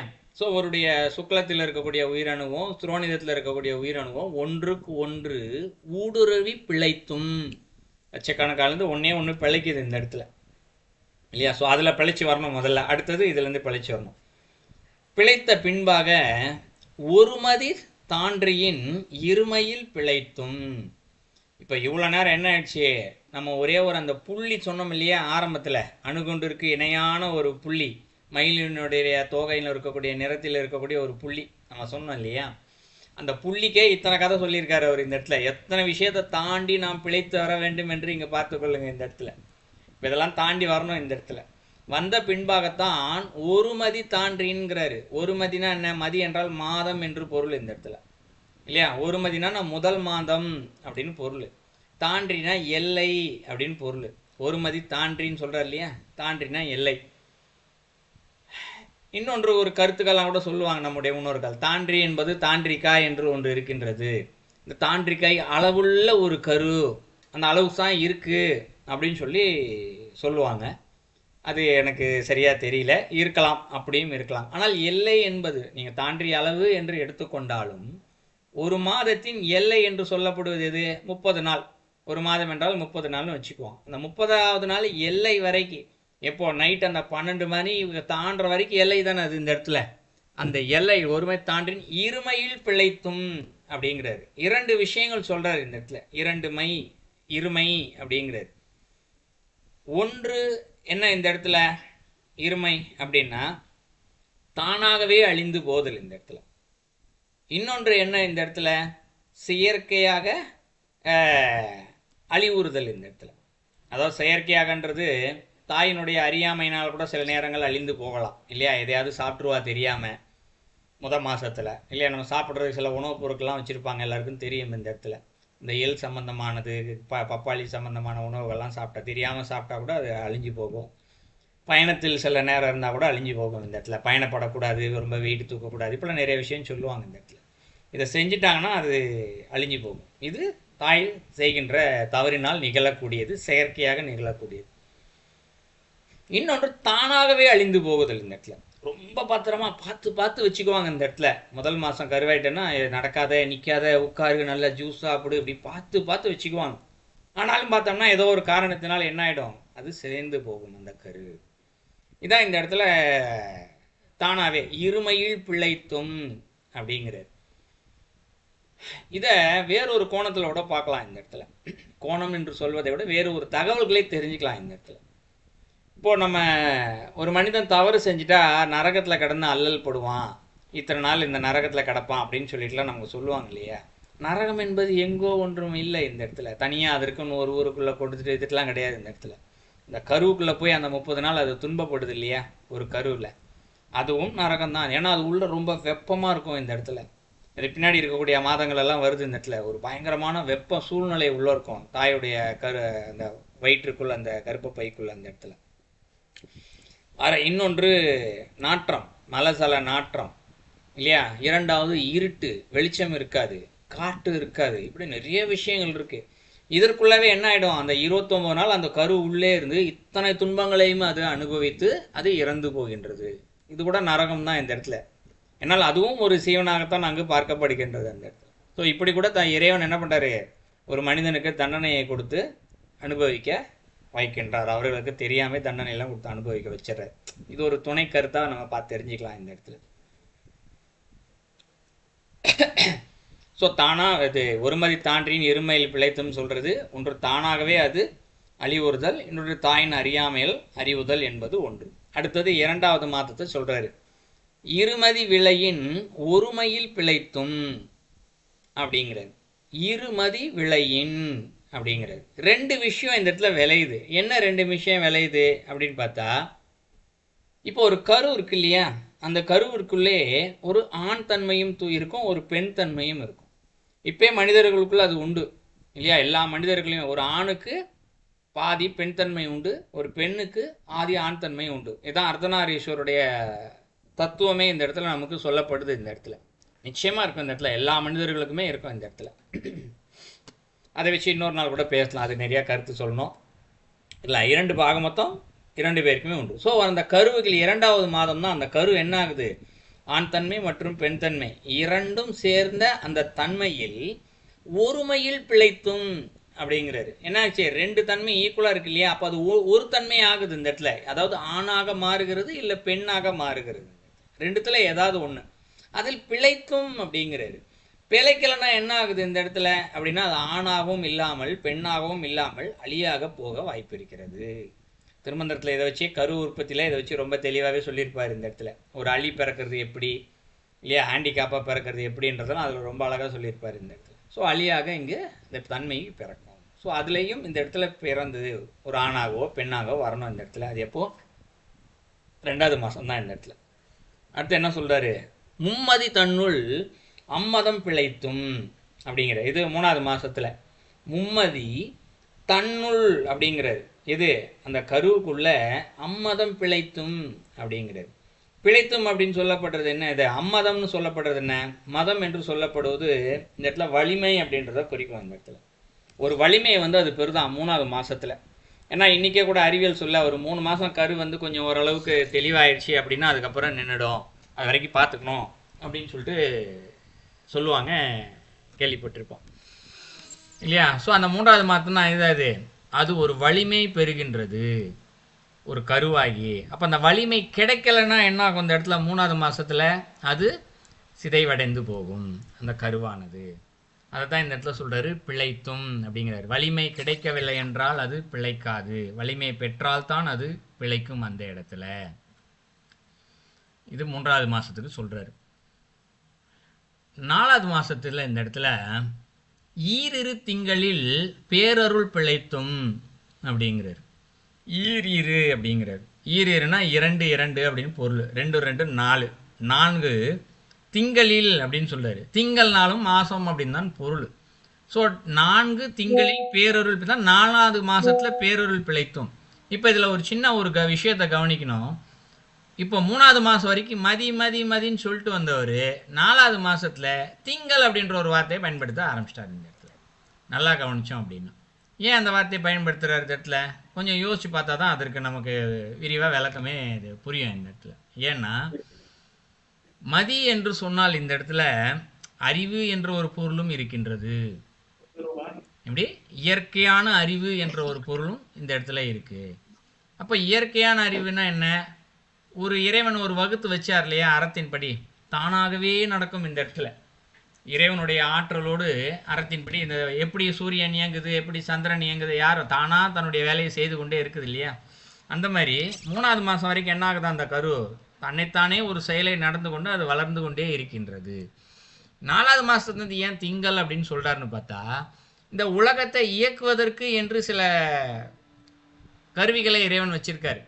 கிரகங்கள், சூரியன், சந்திரன் இப்படி சொல்கிறோம் இல்லைங்களா. இதன் வழியான அந்த ஆற்றலை கொண்டு இயங்குதல் இந்த இடத்துல. அதுவும் இறைவனுடைய ஆற்றல், இறைவனுடைய தான் இந்த இடத்துல. அதுவும் தனியாக அறத்தின்படி தான் இயங்குது இந்த இடத்துல. அதனால் கொஞ்சம் ஒரு நுட்பமான அளவுக்கு வித்தியாசம் இருக்குது இந்த இடத்துல. அதனால தான் முன்னாடி வரைக்கும் மதி மதின்னு சொன்னவர் இந்த இடத்துல திங்கள் அப்படின்னு சொல்லிட்டு வர்றாரு இந்த இடத்துல. அப்போ இந்த இடத்துல ஈரிரு திங்களில் பேரருள் அப்படின்னு சொல்கிறார் இந்த இடத்துல. என்ன இறைவனுடைய பேரருள் என்ன இந்த 4வது மாசத்துல கிடைக்குது? அப்ப 3வது மாசத்துல தான் இந்த இடத்துல பேரருள் கிடைக்குதா? இதே 3வது மன்னிக்கோணம் சொல்லுங்க ஐயா. சரவணன், அது பேரருள் இருக்கா இல்ல பேர் இருளாண்டா இருக்கா பாருங்க. ஒரே நிமிடம் ஐயா, நான் பாத்துறேன் ஐயா. ஏன்னா எனக்கு என்னுடைய புத்தகத்துல பேர் இருளாண்டு இருக்குது. ஓ அப்படிங்களா, இருங்க நான் அதை எடுத்துடுறேன். இருக்குது. நீங்கள் சொல்வது சரிதான். ஆனால் என்கிட்ட 2 விதமான இது இருக்குது. 2த்துலேயுமே ஒரு இதில் பேருரியல்னு இருக்குது, ஒரு இதில் பேரருள் அப்படின்னு இருக்குது. ஏன் அப்படி இருக்குது இந்த இடத்துல? பேரருள் பிழைக்கலாது. பேரிருள் அந்த நேரத்தில் அந்த இருள் சூழ்ந்திருக்கு. அந்த பிள்ளைய அந்த கருவில் வந்து இருள் எல்லாம் சூழ்ந்து கொண்டு அதை வாழ விடாமல் தடுக்குது என்ற வகையில் அந்த பொருள் சொல்லப்பட்டிருக்குது. Okay okay sir. 4ஆம் மாதத்தில் பெரிய இருளுக்கு தப்பியும் என்று பொருள் கூட தந்திருக்கிறார்கள். சரி ஓகே, பார்ப்போம் 2 பக்கமே. ஏன்னா என்கிட்ட 2 விதமான பக்கங்கள் இருக்கின்றது. ஒரு பக்கம் என்னன்னா எனக்கு நூல்களை ஒரு பிடிஎஃப் ஒரு இதுவும் அமைச்சிருக்காரு காப்பி பண்ணி, அதில் பேரருள் அப்படின்னு தான் இருக்குது. ஸோ இன்னொரு பக்கத்தில் இப்போ நீங்கள் அனுப்பியது போல் நான் இப்போ உடனே கூகுளுடைய பக்கத்தில் போய் பார்க்குறேன். நம்ம என்ன இது tamilview.org அரசாங்கத்துடைய இது, அதில் பார்த்தோம்னா அதில் 2-3 வலைதளத்தில் பேருருள் என்று மட்டும்தான் இருக்குது இந்த இடத்துல. சரி ஓகே, அதற்கும் 2 வகையிலையுமே விளக்கம் பார்ப்போமே இந்த இடத்துல. எது சரியாக இருக்கும் என்று நமக்கு தெரியாது. பட் 2 கோணத்திலையுமே வேணாம் நம்ம கொஞ்சம் பார்க்கலாம். நான் இன்னொன்றும் சொல்கிறேன். நான் ஆரம்பத்தில் ஒரு விஷயம் சொல்ல விட்டுட்டேன். நான் வழக்கமாக சொல்லுகின்ற பல வகுப்பில் சொல்கிறது தான். இதில் இருக்கக்கூடிய கருத்துக்கெல்லாம் நம்முடைய அறிவிற்கு எட்டிய வரைக்குத்தான் பார்க்குறோம். பொருள் எல்லாமே உண்மையான விளக்கத்தை பார்த்தோம்னா அவர் ஞான நிலையில் எழுதியிருக்காரு. ஞான நிலையில் தான் இதெல்லாம் நம்மளால் புரிந்து கொள்ள முடியும். இல்லை, அதனால் நம்மால் இயன்ற வரைக்கும் தான் பார்ப்போம் என்ற கோணத்தில் இப்போ 2 வகையான கருத்துக்கள் இந்த பாடலில் இருக்கு. இன்னொரு புத்தகத்தில் ஐயா சரவணன் சொல்லுங்க ஐயா. சைவ நூல் அறக்கட்டளை சென்னையில இருந்த புத்தகத்தையும் இருள் தான் போடுறாரு. 7 திங்களில் பேருள் பிழைத்தும்னா இருக்குது. ஓ சரி ஓகே, நிச்சயமா பேருருள் பார்க்கலாம். நல்லது நல்லது பார்க்கலாம். நல்லது, நிச்சயமாக பேரிருள் இருங்க, நான் திருத்திக்கிறேன் என்னுடைய இதுல பேர் இருள். ஓகே, இப்போ ஈரிரு திங்களில் பேரிருள் பிழைத்தோம். ஸோ இப்போ பேரிருள் என்பது என்ன அப்படின்னு பார்த்தோம்னா, பேர் அப்படின்னா நம்ம பலமுறை இதுக்கு திருமணத்திலேருந்தே விளக்கம் பார்த்துருக்கோம். பேர் என்றால் இந்த இடத்துல பெருமை என்று பொருள். இந்த இடத்துல பெருமை என்று சொன்னால் என்ன, இருள் என்ற வார்த்தை வருது. இருளின் உச்சம் என்று பொருள் இந்த இடத்துல, இருளினுடைய உச்சம். இப்போ 3வது மாதத்திற்கு பின்பாகத்தான் ஒரு கரு சில விஷயங்களை உணர ஆரம்பிக்கும். அது வரைக்கும் உணராது. 3வது மாதம் வரைக்கும் பார்த்தீங்கன்னா நிறைய விஷயங்களே உணர ஆரம்பிக்காது. 3ஆம் மாதத்திற்கு தான் கை வரும், கால் வரும், ஒவ்வொரு உறுப்புகளாக வளர ஆரம்பிக்கும். பலவித உணர்வுகளும் அங்கு பெறும் இந்த இடத்துல இல்லையா.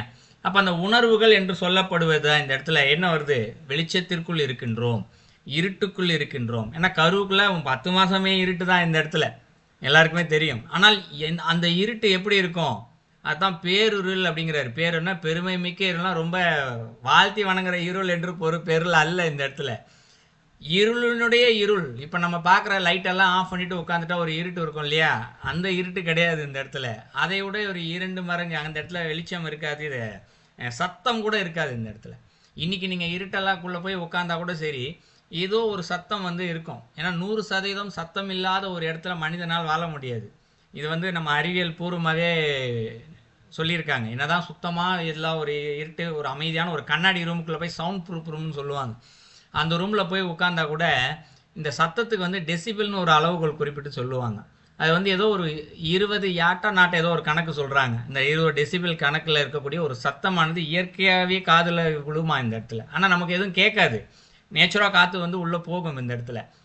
அந்த சத்தம் இல்லாத ஒரு அறையை வந்து விஞ்ஞானிகள் உருவாக்கி ஒரு மனுஷன் அதுக்குள்ளே போய் உட்கார சொன்னால் 2-3 நிமிஷத்துக்கு மேலே ஒரு மனுஷனால் உட்கார முடியாமல் பயந்து போய் வெளியில் வந்துடுறாங்க. இது ஒரு இதில் இருக்குது, யூடியூப்பில் கூட அந்த வீடியோவே இருக்குது. அந்த அறை எப்படி இருக்குது, உள்ளே உட்காரவங்க எப்படிலாம் அனுபவிக்கிறாங்கன்ற வீடியோக்கள்லாம் யூடியூப்பில் இருக்குது. ஸோ நீங்கள் நேரடியாகவே பார்க்கலாம். அப்போ அந்த இடத்துல வெளிச்சம்னு ஒன்று இருக்குது. ஆனால் அவங்க அதுலேயே மனுஷனால் உட்கார முடியல, பயந்து போய் வெளியில் வந்துடுறான். ஆனால் இப்போ இருட்டு அப்படின்னு சொல்லி பார்த்தோன்னு வச்சுங்க, இப்போ இந்த பேரிருள்னுங்கிறாங்களா, இந்த இருட்டில் என்ன இருக்கும், அந்த சத்தமும் இருக்காது அந்த குலைக்கு உணர்வு ரீதியாக. அப்போ என்ன ஆகிடும், பயம் என்ற ஒன்று அளவுக்கு அதிகமாக அங்கு இருக்கும். என்ன ஆகிடும், பயம் ஒன்று அதிகமாகிடுச்சுன்னா என்ன ஆகிடும், அந்த இருட்டு பயம். இன்றைக்கே மனுஷனுக்கு டக்குன்னு கரண்ட் போனாலே குழந்தைங்களாம் பயப்படுதில்ல, பெரியவங்களே சொல்லலாம், ஐயோ இருட்டு கரண்ட் போயிச்சா ஒரு செகண்ட் ஒரு பயம், ஒரு வெளி ஓட்டத்தில் எங்கேயாவது இருந்தோம் அப்படின்னா நம்ம வீட்டில் இருந்தால் பயம் வராது. அப்போ அதுலேருந்து பிழைத்தும், இப்படி பொருள் எடுத்துக்கலாம் இந்த இடத்துல, சரிங்களா. இது வந்து பேரிருள் பிழைத்தும் அப்படின்ற கோணத்திற்கு இந்த வந்து நம்ம பொருளாக எடுத்துக்கொள்ளலாம். அந்த இருட்டிலிருந்து பிழைச்சி வருது இந்த கரு இந்த இடத்துல. அடுத்த 5 திங்களில் முஞ்சுதல் பிழைத்தும் அப்படிங்கிறாரு. 5 திங்கள்ன்றது 5 மாதம் இந்த இடத்துல. முஞ்சுதல் அப்படின்னு சொல்கிறது என்னென்னா, ஒரு விஷயத்த நுகருதல் தான் இந்த இடத்துல முஞ்சுதல். இந்த இடத்துல என்ன நுகருது இந்த இடத்துல அப்படின்னா, மூச்சு காற்றை சுவாசிக்கக்கூடிய திறமை, அதாவது இப்போ தான் வருது இந்த இடத்துல. அதுக்கு மூக்கு வழியாக சுவாசிக்குது, நேரடியாக அல்ல. தன்னுடைய தாயிலின் தொப்புக்குள் கொடி வழியாகத்தான் அது இந்த இடத்துல காற்றை உள்ளே எடுத்துக்கொள்ள ஆரம்பிக்கின்றது. இப்போ முன்னாடி இருக்க கருவுக்கு முன்னாடிலாம் அது காற்றெல்லாம் எடுத்துக்கல.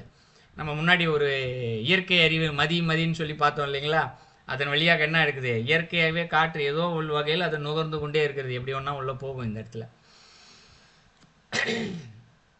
ஆனால் இந்த இடத்துல என்ன ஆகுது, முஞ்சுதல் அப்படின்றது உடம்பு நேரடியாக அந்த காற்றை ஒரு சுவாசிக்கும் உறுப்பு வழியாக, தொப்புள் கொடு வழியாக அது சுவாசிக்க ஆரம்பிக்கின்றது.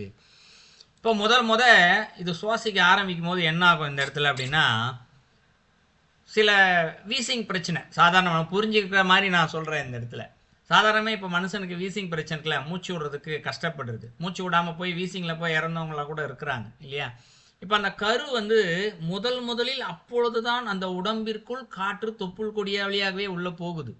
எப்படி போகுது எப்படி வருதுன்றது தெரியாது. ஏன்னா இப்போ ஒருத்தருக்கு சுவாசிக்க முடியாமல் பிரச்சனையில் இருக்காருன்னா மருத்துவமனை என்ன சொல்லுவாங்க, ஆக்சிஜன் போய் வச்சு செயற்கையாக உள்ளே திணிப்பார்கள் காற்றை. இப்போ அதுபோலத்தான் இங்கு செயற்கையாக தாயினுடைய தொப்புள் கொடி, குழந்தைய தொப்புள் கொடி வழியாக என்ன போகுது இந்த இடத்துல, காற்று உள்ளே நுழைகிறது அந்த இடத்துல. அப்போ அந்த உடம்புக்குள்ளே நுழையும் போது உடம்பு நுகர்ந்து கொள்ள வேண்டும். அந்த இடத்துல செயற்கையாக உள்ளே வர்ற காற்று அது இழுத்து வச்சு என்ன பண்ணணும், அந்த காற்றை பயன்படுத்திக்கணும். அந்த இடத்துல அது பயன்படுத்திக்க தெரியவில்லை என்றாலோ, அந்த காற்றை எடுத்துக்கொள்ள தெரியவில்லை என்றாலோ என்ன ஆகும், அது இறந்து போகும். அதான் அதில் பிழைத்தும் அப்படின்னு ஒன்று சொல்கிறாரு, முஞ்சுதல் பிழைத்தும் அப்படிங்கிறார். அடுத்து என்ன சொல்கிறாரு, 6 திங்களில் ஊரலர் பிழைத்தும். ஆக்சுவலி ஐயா இது சரிதான வார்த்தை, ஊரலர் என்று சொல்லப்படுவது இருக்காரா ஐயா?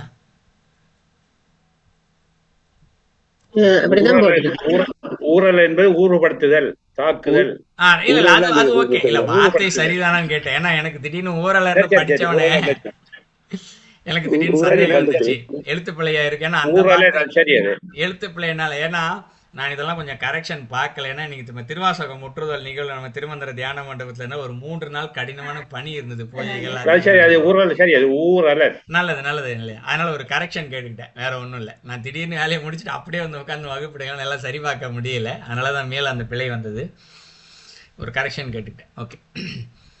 ஊரலர் 6 திங்களில் ஊரலர் பிழைத்தும் அப்படின்னா, இப்போ 6 மாத காலத்தில் குழந்தைக்கு என்ன ஆகுது, 5ஆவது மாதம் சுவாசிக்க ஆரம்பிச்சிச்சு, 6ஆவது மாதம் என்ன ஆகுது, அந்த தொப்புள் கொடி வழியாக உணவு சத்துக்களை என்ன பண்ணுது இந்த இடத்துல, ஒரு திரவமாக அது உள்ளே எடுத்துக்கொள்ள ஆரம்பிக்கின்றது இந்த இடத்தில்.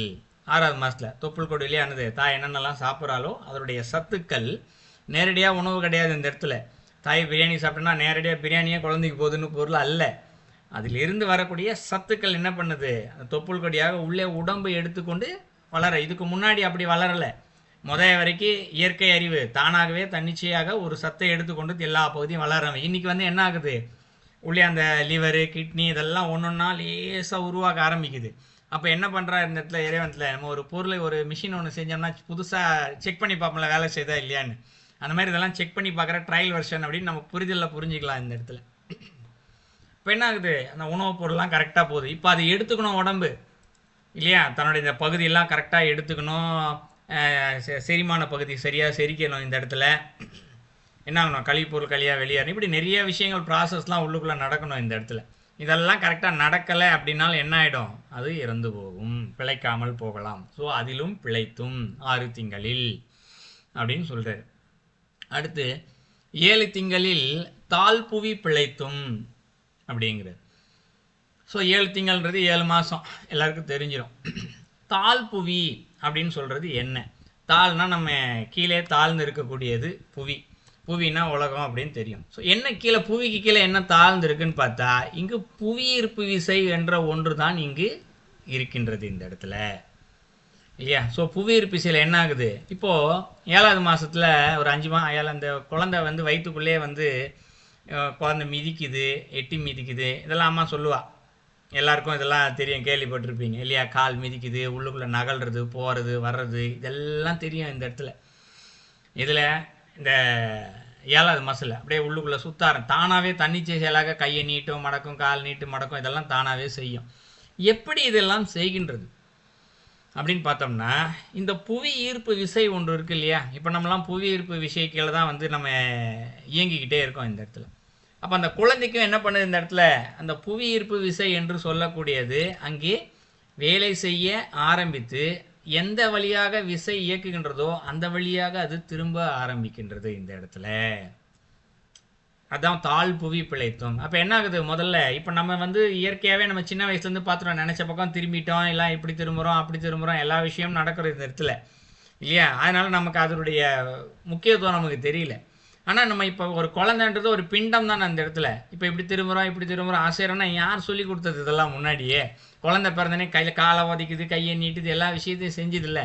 யார் கற்றுக் கொடுத்தது, பிறந்தனே காலை உதைக்கணும், கையை நீட்டணும், இப்படி செய்யணும் இல்லையா. மூக்கு மேலே எதாவது ஆயிடுச்சுன்னா பிறந்த குழந்தை கூட இப்படி இப்படின்னு கண்ணை காசை இந்த இடத்துல பிறந்த குழந்தைக்கு யார் இதெல்லாம் சொல்லி கொடுத்தது இந்த இடத்துல, எப்படி கையை வேலை செய்யணும் காலை செய்யணும், அதுதான் இந்த இடத்துல சொல்லி கொடுக்கப்படுகின்றது இயற்கையாகவே. அப்போ அதுலேயும் என்ன ஆகுது இந்த இடத்துல, பிழைக்கணும் இந்த இடத்துல. எப்படி இதெல்லாம் இயங்குதலில் பிழைத்தல் இந்த இடத்துல, எப்படி சாப்பிட்றது மூச்சு விடுறதெல்லாம் ஒரு பயம் இல்லாமல் அதை தாண்டி வந்ததோ இதுவும் இந்த இடத்துல நடக்கணும். இப்போ அது நடக்கலைன்னு வச்சுக்குவோம், புவியீர்ப்பு விசையினுடைய வழியாக அந்த உடம்பு இயங்குவதற்கு தெரியலைன்னா என்ன ஆகும் இந்த இடத்துல, சதைப்பிண்டமாக அப்படி பொம்மை மாதிரி தான் வெளியில் வரும். கை கால் எதுவுமே ஆட்ட முடியாது, அசைக்க முடியாது. அறிவியலில் சில குழந்தைகள்லாம் வந்து கூட பார்க்கலாம், 10 மாதம் பிறந்தா அசைவில்லாமல் கிடந்தோம், குழந்தை இறந்து போச்சு அப்படின்லாம் சொல்லுவாங்க. ஆனால் அதுக்கப்புறம் என்ன பண்ணுவாங்க, தட்டுவாங்க, மூச்சு காற்று கொடுப்பாங்க, ஏதோ செஞ்சு பழக்கி வைக்கிற குழந்தைலாம் கூட இருக்குது இல்லையா. என்ன காரணம் அப்படின்னு கேட்டால், இந்த 7வது மாதம் அந்த சரியானபடி அது அந்த இயக்க ஆற்றல் எங்கள் தாய்க்குள்ளேருந்து ஒரு ஆற்றல் வெளிப்படுது இல்லையா, அதை சரியாக அது எடுத்துக்கலை அப்படின்னா இதுபோல் அந்த குழந்தைகளுக்கு பிரச்சனைகள் வர வாய்ப்பு இருக்கிறது. எங்கேயோ ஒன்று தான் இருக்கும், லட்சத்தில் ஒரு குழந்தைக்கு வரும், பிறந்தவொடனே அப்படியே இப்போ இறந்த உசுர் இருக்கும் அந்த இடத்துல, தொட்டு பார்த்தா ஹார்ட் பீட் இருக்கும், ஆனால் குழந்தை அசையாது, அழுவாது, ஒன்றுமே செய்யாது. நிச்சயமாக இது எல்லாருமே கேள்விப்பட்டிருப்பீங்க. காரணம் இதுதான் இந்த இடத்துல, இந்த 7வது மாதத்தில் நடக்கக்கூடிய அந்த பிரச்சனை தான் இந்த இடத்துல அப்போ நடக்கக்கூடியது. ஆனால் இது லேசான பிரச்சனையாக இருக்கிறதுனால அது என்ன பண்ணுது, அது ஒரு சிறு குறையோடு பிறந்து வந்து அப்புறம் மருத்துவத்தில் பார்த்து ஏதோ வினை அதுக்கு வாழ வேண்டும் என்று வினை இருப்பதனால பிழைச்சி வந்துடுது. ஆனால் இந்த இடத்துல அது அந்த ஆற்றலை எடுத்துக்க முடியலன்னா என்ன ஆகும், அந்த இடத்துல அது பிண்டமாக தான் இருக்கும். அதுக்கு அப்புறம் அது சுத்தமாக அசைவு இல்லைன்னா தான், அசைஞ்சால் மட்டும்தான் 8வது மாதத்துக்கு உண்டான வளர்ச்சி வர ஆரம்பிக்கும், 9ஆம் மாதம் உண்டான வளர்ச்சி வர ஆரம்பிக்கும். இல்லைன்னா என்ன ஆகும், இறந்து போகும். 7வது மாதம் 8வது மாதம் 9வது மாதம் இதெல்லாம் எங்கேயோ ஒன்று தான் நடக்குது இன்றைக்கி கூடிய மருத்துவத்தில். 9ஆம் மாதம் கூட இயற்கையிலேயே குழந்தை இறந்துருது, வயிற்றுலேயே இழந்துருச்சின்னு சொல்லி ஆப்ரேஷன் செய்தவர்களுக்கும் உண்டு, இன்றைக்கி கூட உண்டு இந்த மருத்துவத்துறையில் இல்லையா. 8ஆம் மாதம் குழந்தை ஒரு மாதிரி ஆயிடுச்சிங்க, எடுத்துடணும் அப்படின்னு சொல்லி ஆப்ரேஷன் பண்ணி எடுத்தவர்களும் எங்கேயோ ஒன்று கோடியில் ஒன்று இருக்கும் அந்த மாதிரி இல்லையா. அதை தான் இந்த இடத்துல சொல்கிறாரு, தாழ்புவி பிழைத்தும். அடுத்து என்ன சொல்றாரு? 8 திங்களில் கட்டமும் பிழைத்தும் அப்படிங்கிறது. இந்த இடத்துல கட்டம் அப்படின்னு சொல்லப்படுறது என்னன்னா 2 விதமான பொருள் இருக்கு. என்னன்னா ஒன்று, நம்முடைய சான்றோர்கள் சில விஷயங்களை சொல்லி வச்சிருக்காங்க. ஜாதக கட்டம் இருக்கு இல்லையா, அதில் பிழைத்தும் அப்படின்னு பொருள் சொல்லி வச்சிருக்காங்க. அது எந்த கோணத்துலன்னு எனக்கு புரியல இந்த இடத்துல. ஆனால் வேறொரு கோணம் இருக்கு இந்த இடத்துல. கட்டம் அப்படின்னு சொன்னா இந்த இடத்துல மலசலம் தான் கட்டம். இந்த இடத்துல கட்டம் என்றால் நேரடியாக நம்மளுடைய அகராதியில் போய் பொருள் தேடி பார்த்தா மலம் என்று பொருள் இருக்கும் இந்த இடத்துல, கட்டம் என்பது இருக்கு. அப்போ என்ன ஆகுது இந்த இடத்துல? அந்த குழந்தையானது முன்பாக காற்று, அந்த மூச்சு காற்றின் உள்ளே எடுத்துக்கிறது தான் கற்றுக்குச்சு முன்னாடி. எப்போ நம்ம முன்னாடி ஒரு பார்த்தோம் இல்லையா, 5வது மாதத்தில் பார்த்தோம்னு நினைக்கிறேன். இந்த இடத்துல முஞ்சுதல் பிழைத்தும் 5வது மாதத்தில் மூச்சு காற்றை தொப்புள் கொடி வேலையை எடுத்துக்கிறதுக்கு கற்றுக்குச்சு. இப்போ என்ன நடக்குது இந்த இடத்துல? 8வது மாதத்தில் இந்த இடத்துல கட்டமும்னு சொல்லப்படுறது. அந்த மூச்சு காற்றோடு சேர்ந்து சில துர்நாற்றங்களும் அங்கு வருகின்றது. என்ன துர்நாற்றம்? காயினுடைய அடி வயிற்றில் என்ன இருக்குது இந்த இடத்துல? கர்ப்பப்பையை சுற்றி இந்த இடத்துல கர்ப்பப்பை இருக்கக்கூடிய அந்த நீரே ஒரு சில நாற்றம் அடிக்க தான் இருக்கும். இந்த தண்ணி ஒன்று, அது எல்லாம் தெரியும். மலசலம் அங்கே தான் கீழே தான் இருக்குது. இதனுடைய நாற்றம் எங்கே இருக்குது? இன்றைக்கி இருக்கக்கூடிய மலசலம் அவனுடைய மலத்தையே மனுஷன் மூக்க மூட்டு தான் போகிறான் இன்றைக்கி. அப்போ அந்த குழந்தைக்குள்ளே எப்படி இருக்கும் இந்த இடத்துல? நாற்றத்தை தாங்கி கொண்டு தான் அது அங்கே நிற்கின்றது. அதை தாங்க முடியலன்னா என்ன ஆகிடும்? இறந்து போயிடும். ஸோ அந்த தண்ணியில் இருக்கக்கூடிய துர்நாற்றம், தாயினுடைய வயிற்றுக்குள்ளே இருக்கக்கூடிய துர்நாற்றம், இதெல்லாம் என்ன பண்ணுது? அந்த நுகருது குழந்தை. நுகர்ந்து ஐயோ என்னால் முடியலப்பான்னு சொல்லிட்டு இப்போ இன்றைக்கி ஒரு நாற்றத்துக்குள்ளே இருக்கும், மூக்கம் முடிக்கிட்டா என்ன ஆகும்? இல்லை ஆக்சிஜனே இல்லை, ஒரு நெருப்பு எரியுது, சுற்றி புகை மூட்டமாக ஆயிடுச்சு இந்த இடத்துல, நம்மளால் சுவாசிக்க முடியலன்னா என்ன ஆகும்? மூச்சு காற்றை சுவாசிக்காமல் இறந்தவர்கள் எவ்வளோ பேர் இருக்காங்க? ஒரு நெருப்பால் சுற்றி எரியும், ஆனால் அவங்க உடம்புல நெருப்பு காயமே இருக்காது, ஆனால் அங்கே ஆக்சிஜன் இருக்காது, சுற்றி இப்போ கரும்புகை சூழ்ந்துடும் இந்த இடத்துல. கரும்பகையை சுவாசிக்க முடியாமல் இறந்தவர்களும் உண்டு இல்லையா? அதை சுவாசிக்க முடியல. அதே போல் அந்த குழந்தையும் என்ன ஆகிடும்? உள்ளேருந்து வருகின்ற அந்த துர்நாற்றத்தை சுவாசிக்க முடியாமல் இறந்த குழந்தைகளும் உண்டு.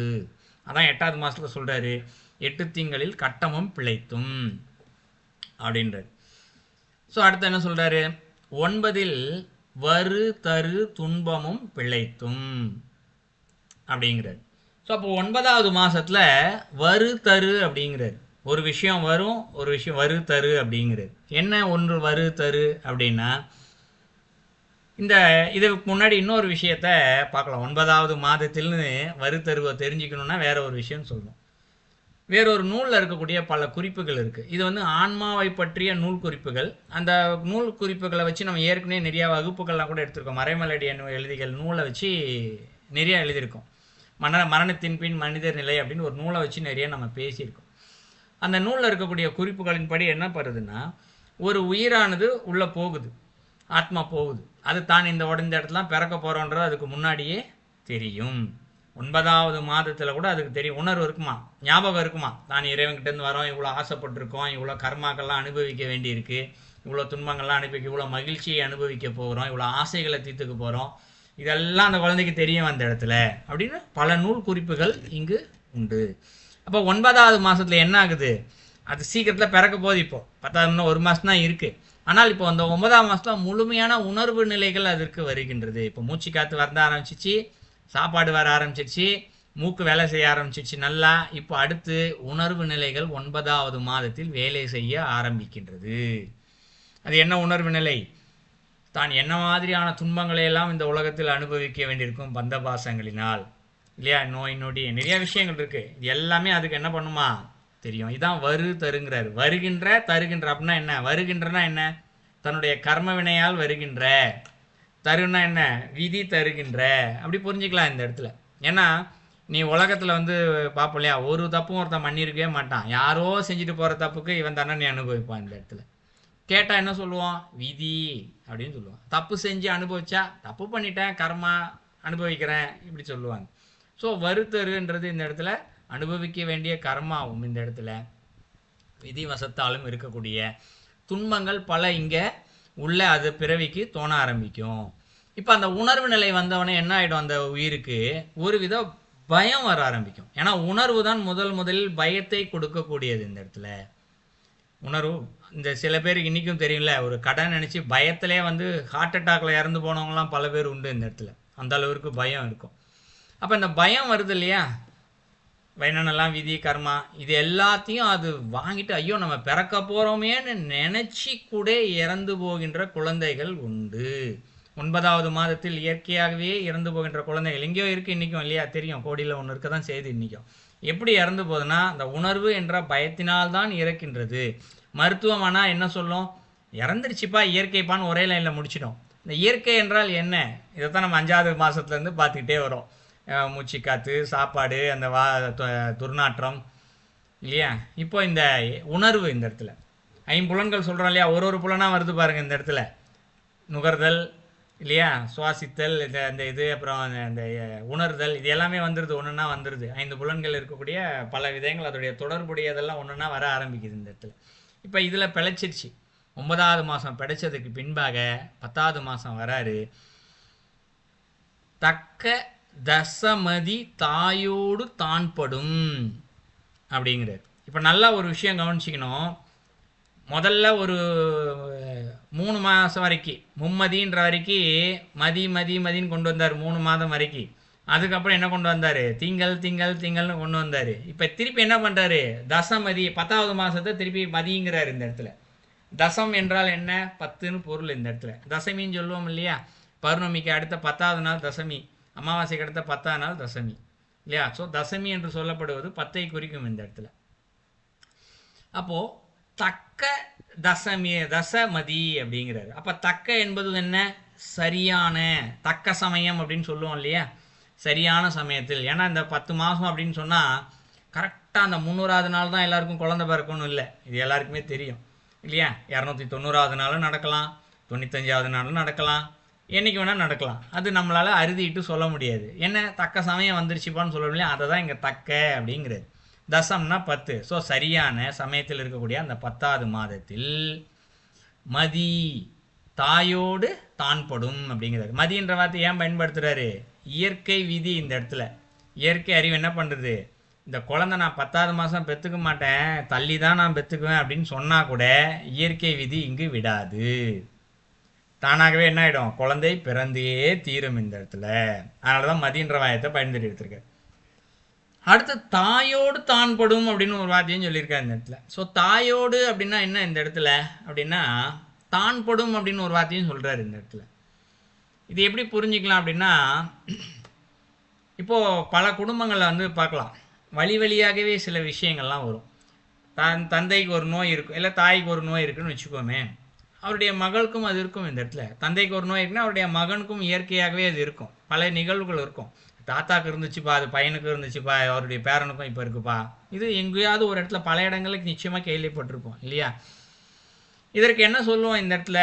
அவருடைய ஜீன், அறிவியல் ரீதியாக பார்த்தா அவருடைய ஜீன் இருக்குது, அதனால் இது நடக்குது அப்படின்னு சொல்லிடுவோம். ஆனால் நம்ம வேறு கோணத்தில், ஆன்மீக கோணத்தில் பார்த்தா என்ன சொல்லுவோம் இந்த இடத்துல? விதி, இல்லையா? விதி வந்து அனுபவிக்க வேண்டிய கர்மா இருக்குது, ஸோ அதனால் இந்த பையனும் அனுபவிக்கிறான் அப்படின்னு சொல்லிட்டு சொல்லுவோம். இதோடைய கோணம் என்ன அப்படின்னா, ஒரே பிரச்சனையை 10 பேர் அனுபவிக்கணும். இறைவன் என்ன பண்ணுறாரு? 10 பேரையும் சேர்ந்து ஒரே குடும்பத்தில் தாத்தா அப்பா பிள்ளைன்னு வாரிசாக தனியாக ஒருத்தரை சுற்றி ஒருத்தர் பிறக்க வச்சுக்கிட்டே இருக்கார் இந்த இடத்துல.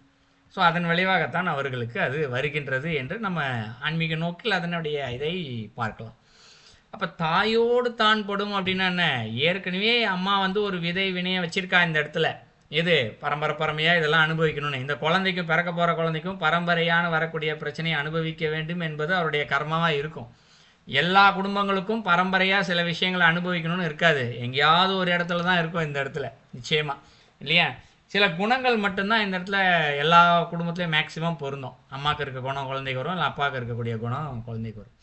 இதுதான் என்ன ஆகிடுதான் இந்த இடத்துல? தான் படும். அது இந்த படும் அப்படின்னு சொல்லப்படுறது என்னென்னா, நம்ம இந்த படாத பாடு படுறோம் அப்படின்னு ஒரு சில வார்த்தைகள்லாம் பயன்படுத்துவோம் இல்லையா? படாத பாடு, அதான் இந்த இடத்துல படும் இந்த இடத்துல. ஸோ என்னது? தான் படும்னா தாயோடு சேர்த்து, தாய் சிலவற்றையெல்லாம் அனுபவிக்கிறா, அதோடு சேர்த்து இந்த குழந்தையும் சில துன்பங்களை பட்டு அங்கு பிறக்கின்றது. ஸோ ஒரு குழந்தை 10வது மாதம் இப்போது பிறந்துடுச்சு. ஸோ அதான் இந்த இடத்துல திருவாசகத்தில் சொல்லப்படுகின்ற கருவியல். இது வேறு சில பாடல்களில் இருக்கக்கூடிய சில ஓமைகளை கூட இந்த இடத்துல பயன்படுத்தியிருக்கோம். ஸோ நம்முடைய தெரிந்த வரைக்கும் கொஞ்சம் பார்த்துருக்கோம். முன்பே சொன்னது போல் ஞான ரீதியாக பார்த்தா இதுக்கு இன்னும் பல பொருட்கள் தெரியும். மேலும் தேடுதலோடு இருப்பவர்களுக்கு உறுதியான தகவல்கள் நிச்சயமாக இறைவன் ஏதேனும் ஒரு வகையில் கொடுப்பார் என்று சொல்லி நம்முடைய இந்த கருவியல் வகுப்பை நிறைவு செய்கிறோம். இதில் ஏதேனும் கேள்விகள் கருத்துக்கள் இருந்தால் சொல்லுங்கள். நன்றி, வணக்கம். நல்லது. ஏதேனும் கேள்விகள்? நீங்க பிரம்மச்சாரியா குடும்பஸ்தரா? பிரம்மச்சாரி தான் ஐயா, அட்டை பிரம்மச்சாரி. சரிங்களா? அந்த கேள்வி கேட்டீங்க ஐயா, அந்த கேள்வியே இல்ல என்னண்டு திருவாசகம் எல்லாம் பாடுற பொழுது அவருக்கு இந்த இதெல்லாம் நைச்சை பாடுறாரு எனக்கு ஒரு விசித்திரமா இருக்கு.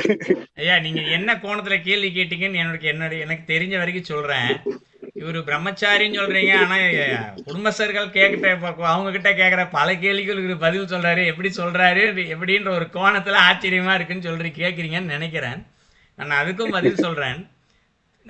திருமந்திரத்துல இருக்கான்னு எனக்கு தெரியல. நான் படிச்ச வரைக்கும் எல்லாம் நான் சரியா படிக்காம விட்டுருக்கலாம். நான் நிச்சயமா திருமந்திரத்துல எங்கேயாவது ஒளிஞ்சிருக்கும். ஆனா திருக்குறள்ல படிச்ச அளவுக்கு எனக்கு இருக்கு. துறவு என்று ஒரு தலைப்பு இருக்கு திருக்குறள்ல, இல்லையா? அந்த துறவு தலைப்பு எடுத்து நீங்க ரொம்ப படிச்சீங்கன்னா மேலிருந்த வாரியான விளக்கமே ரொம்ப அழகா கொடுக்கப்பட்டிருக்கும். துறவு என்றால் என்ன அப்படின்னு நீங்க விளக்கம் பார்த்தீங்கன்னா ரொம்ப அழகா விளக்கம் சொல்லியிருப்பாரு. ஒரு மனிதனானவன் தான் என்னென்னலாம் அனுபவிக்க வேண்டி இருக்குமோ அனைத்தையும் அனுபவித்து முடித்து, சரிங்களா, அதனுடைய அனுபவத்தை பெற்ற பிறகு இது எதுவுமே எனக்கு வேணாண்டா, இதனால் எந்த பயனும் இல்லை, இறைவனோட பயணப்படுவதற்கு தேவையில்லை என்று விட்டும்போதுதான் அவனுக்கு துறவு என்பது கிடைக்குமா. அது இந்த பிறவியில் இல்லை, அதற்கு முன்பாக பல பிறவியில் எல்லாத்தையும் அனுபவிச்சு விட்டாது அதனுடைய வாசனை என்று சொல்லக்கூடிய அறிவு நுகர்வு இருக்கு இல்லையா, அது அவனுக்கு உள்ளே இருந்து வெளிப்படும். ஸோ அப்போ அவனுடைய அனுபவம் இந்த பிறவியில் இருக்காது. ஆனால் அனுபவம், அந்த அறிவு என்பது ஒரு வாசனையாக அங்கே இருக்கும். அதன் வழியாக அவர் பதிலை சொல்வார் என்று துறவு தலைப்பு திருக்குறளை சொல்லுது இந்த இடத்துல. சரிங்களா ஐயா? நன்றி. அதனால தான் நீங்க பாருங்க, நல்லா நீங்க கவனிங்க. ஒரு ஊர்ல ஒரு துறவி வந்துருச்சாருன்னா மொத்த குடும்பமும் அங்க போய் நிற்கும். ஐயா குழந்தை இல்லை, எதையாவது வர ஆசீர்வாதம் பண்ணுங்கன்னு. குழந்தை இல்லைன்னா மருத்துவர்கிட்ட போகணும், இல்லை குடும்பம் நடத்துறவங்ககிட்ட போய் கேட்கணும். ஏன் துறவிட்ட போய் கேட்குறாங்க? எனக்கு பணம் வேணும், காசு வேணும், தொழில் இல்லை. யார்கிட்ட போய் கேட்குறாங்க? சாமியாருங்க கிட்ட தான் போய் கேட்குறாங்க. இது அக்காலத்திலிருந்து இக்காலம் வரைக்கும் தொடர்ந்துகிட்டு தான் இருக்கு. அப்போ அக்காலத்தில் ஒரிஜினல் துறவிகள் தானே இருந்தாங்க. ஒரிஜினல் துறவி ஒரு சாமியார் ஊருக்குள்ளே வந்துட்டாரு. ஏன் நம்ம 4 பேர் கதையை பார்ப்போமே. ஒரு ஊராக போகிறாங்கல்ல, போகிற ஊர்லெல்லாம் மக்கள் என்ன கேட்குறாங்க? நோய் நொடியை போக்குங்க, தொழிலை கொடுங்க, பணத்தை கொடுங்க, வசதியை கொடுங்க, இதைத்தானே கேட்டாங்க. அவங்க தான் துறவிங்களாச்சே. ஏன்னா எப்படி எல்லாரும் எல்லாத்துக்கும் கொடுத்தாங்க? அவங்க ஏற்கனவே எல்லாவற்றையும் அனுபவித்து நுகர்ந்து அதனுடைய அறிவே வைத்திருக்கிற அந்த அறிவை வச்சு நீ இதை செய்ய உனக்கு இதை கிடைக்கும், நீ இதை செய்ய இதை உனக்கு கிடைக்கும்னு சொல்லி எல்லாத்திற்கும் தங்களுடைய அறிவை கொடுத்து அதன் வழியாக பலருக்கு நன்மை செய்து கொடுத்தார்கள். விதிவசத்தால் கிடைக்காதவர்களுக்கு இறைவனிடம் பாடி அருளை கொடுத்தார்கள். அதுதான் நம்முடைய வரலாறுல இப்ப எல்லாமே சொல்லப்படுது. சரிங்களா ஐயா? சான்று 4 பேர் வச்சே சொல்லலாம் இந்த இடத்துல.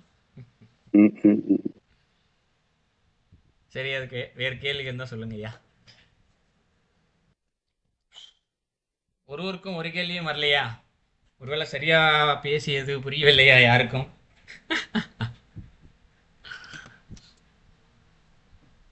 சரி, ஓகே ஐயா, யாருக்கும் எந்த கேள்வியும் வரல. நீங்களே இருள் என்ற கருத்துல அது ரெண்டும் ஏற்றுக்கொள்ளலாம் என்பதுதான் என்னுடைய கருத்து. என்னன்னு சொன்னால், இந்த கரு உற்பத்தியாகும் காலத்திலிருந்து இறைவனும் அங்க சேர்ந்து கொண்டிருக்கார். அப்ப இறைவன் சேர்ந்தபடியா அங்க அருளும் இருக்குது. வேற இருள் என்றது மரங்கள் அது இதெல்லாம் அதுவும் இருக்கு. ரெண்டையும் ஏற்றுக்கொள்ளாமல் தான் என்னுடைய கருத்து. அது சரியோ? நீங்கள் இருள் என்றதான் ஏற்றுக்கொண்ட நீங்கள்